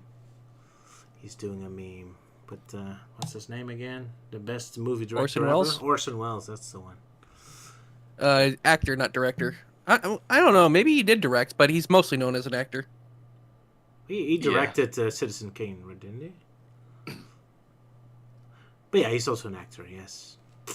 Anyway, I think our video stream is about ending because my brain has stopped functioning. Yes. I think it's. I think this is over 3 hours again. Yep. This is supposed to be like a chill stream. Yep. Yeah. So it's about time we finish things off. Any last statements about your writing, Elise? Well, I am planning to work more on it very soon. As I said, I have the next chapter written. It's just Euan and we are working on edits right now. Making sure you don't write excellent the way I do. Alrighty. Yes, and I'm planning to go back over the chapters I have written and tighten things up. So Yeah. That would definitely be appreciated. Sure. Alrighty. Yeah. And you're planning to do more audio videos like the one we showed today? Yeah, I'd love to, but first I gotta get at least most of this story completed so I have something to present to him. Fair enough. And also so I can figure out like a schedule of how I'm going to do this, and also in relation to my work. Have you started to GoFundMe so you can hire Griffin to do Shadow's voice or Sonic's voice? No. no. As I said, it's a non-profit. Yeah, it would be a non-profit passion project. So I'm not sure if you get a real get them to cooperate. I don't know how expensive they were for Sonic Tails and R. Gotta ask Amy Jones about that. I've tried to, but I haven't heard back from her. Yeah, I've been trying to reach out to other people like who did audio dramas and stuff. So that's cool. I get some advice, but I haven't really heard back from a lot of people. They're probably which is very fine. busy. Yeah. Which is fine. Honestly, they don't owe me anything. So yeah. I know from my experience with an audio drama, I'm not going to be helpful because I got so bad at it that I had to manually edit the second episode myself to animate it. Oh. Because I'm like, I can't write this. I have to display it visually. Fair enough. Understandable. Yeah. And I am working on like chapter covers and stuff because I'm trying to draw a bit more and also to give some visuals. That would definitely help. Absolutely. Yeah. So I have some experience in comic writing, but it's fan work, and honestly, it's not a very good fan comic now in hindsight. But I at least found that I at least know how to do panels and stuff. So. Alrighty. Gotta start somewhere. Mm-hmm. Sala, you have any statements about your Twitch you'd like to make before we leave? No? Already? Then. Actually, I've been meaning to ask Euan, if I could like commission you to make some PNG tuber models for my character. Yeah, I can give it a go. Yeah, it'd be like a simple drawing with like multiple facial expressions though, so yeah, shouldn't be too bad. Yeah, because I mean I've got sort of vague ideas in my head on the sort of reactions I might do for your little character. Make him look like Garbage Girl Louise. Yeah. Probably. It's like, come on, Melty, get out of that bin. Can't you see I'm trying to play this game? With a PlayStation controller? Melty was very upset about that. Yes, how dare you, sir? He uses Xbox controllers. Yeah. But then again, I didn't know at the time. I was just like, I'll just draw a random controller, and somehow it ended up becoming a PlayStation controller. So it's like, oh, it's a PlayStation controller he's playing with. Where did you get that PlayStation controller from? I found it in a dumpster. And it still works. Yeah. Good find. Good job, man. Yeah, Melty, you having any final statements? Let's see. Most I can do is just plug in the next upcoming Sonic character files that I just finished up, and it won't be coming out for a while. It'll come out in time for Talk Like a Pirate Day, because the characters I'll be talking about are the Pirates of the Setting Dawn, the very last batch of characters that were introduced in Archie Sonic before the series was abruptly canceled. Yeah, tragic. Alrighty. Hey, you recently did one for the- Sonic Underground Tiger Electronics. Oh yeah, I did the Forgotten Media episode on the Sonic Underground Tiger Electronic game, so that was interesting to do. But yeah, after that, it's going to be back and forth with Forgotten Media and Archie Sonic. Yeah, I am kind of thinking of trying to do Shadow for like December in time for the movie, and I think at first I did try to reach out to Dracole, because like, oh yeah, he was in a Shadow Dissected. He seems to know a lot about Shadow. Might be interesting to drag along to see his thoughts on Archie Sonic, but I sent him a message on DeviantArt, and I haven't really got back from him, so I guess I'll be soloing that one for when it comes in December. Do you want me to talk to him? He's more active on Facebook, so... Oh, that probably explains it, because I rarely use Facebook, so yeah, if you could do that for me, that'd be nice, yeah. Alrighty, I'll try to contact him. Yeah, because I have no idea what his Facebook name is, yeah. Alrighty. So, I'm tired, so see you all next time. Oh, no, wait, not next time. Next time we're taking a break. I'm in Spain. Yeah. So, Dissected Alive is gone for a month. And then... yeah. I have no idea what we're going to do next. But I have to find a new comic and a new cartoon. Well, that's why I've got a month to decide at this point. Yeah, because I think we kind of discussed about going back and finishing the Sonic X comics being on the table. Then as for shows, well, I don't know. I mean, last time I suggested we do Sonic Underground, so maybe it's someone else's turn to suggest what we do next for show-wise. I guess so. Yeah, I'm sure that I'll have to get my rear in gear and write more chapters. Yeah. Alrighty. As for me and Luke will be obviously popping over to the Sonic Symphony.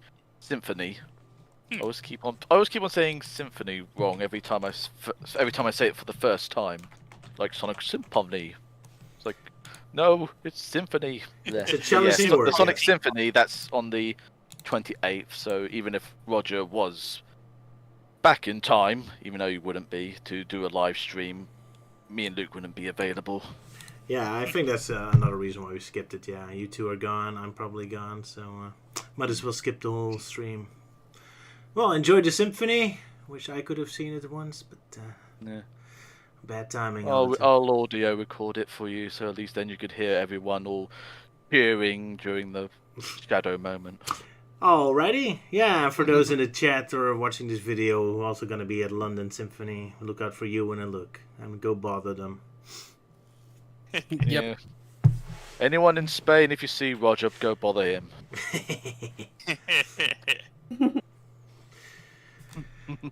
It's quite harder to find. Spain is big. Well, the symphony is just one building. Anyway, see you folks. Bye. Yeah. Bye. Yep, goodbye. See you guys later. Doodle pip. Cheerio. Yeah, Luke. That's how Luke was like. Cheerio. Cheerio. Cheerio. Wheesh. Cheerios.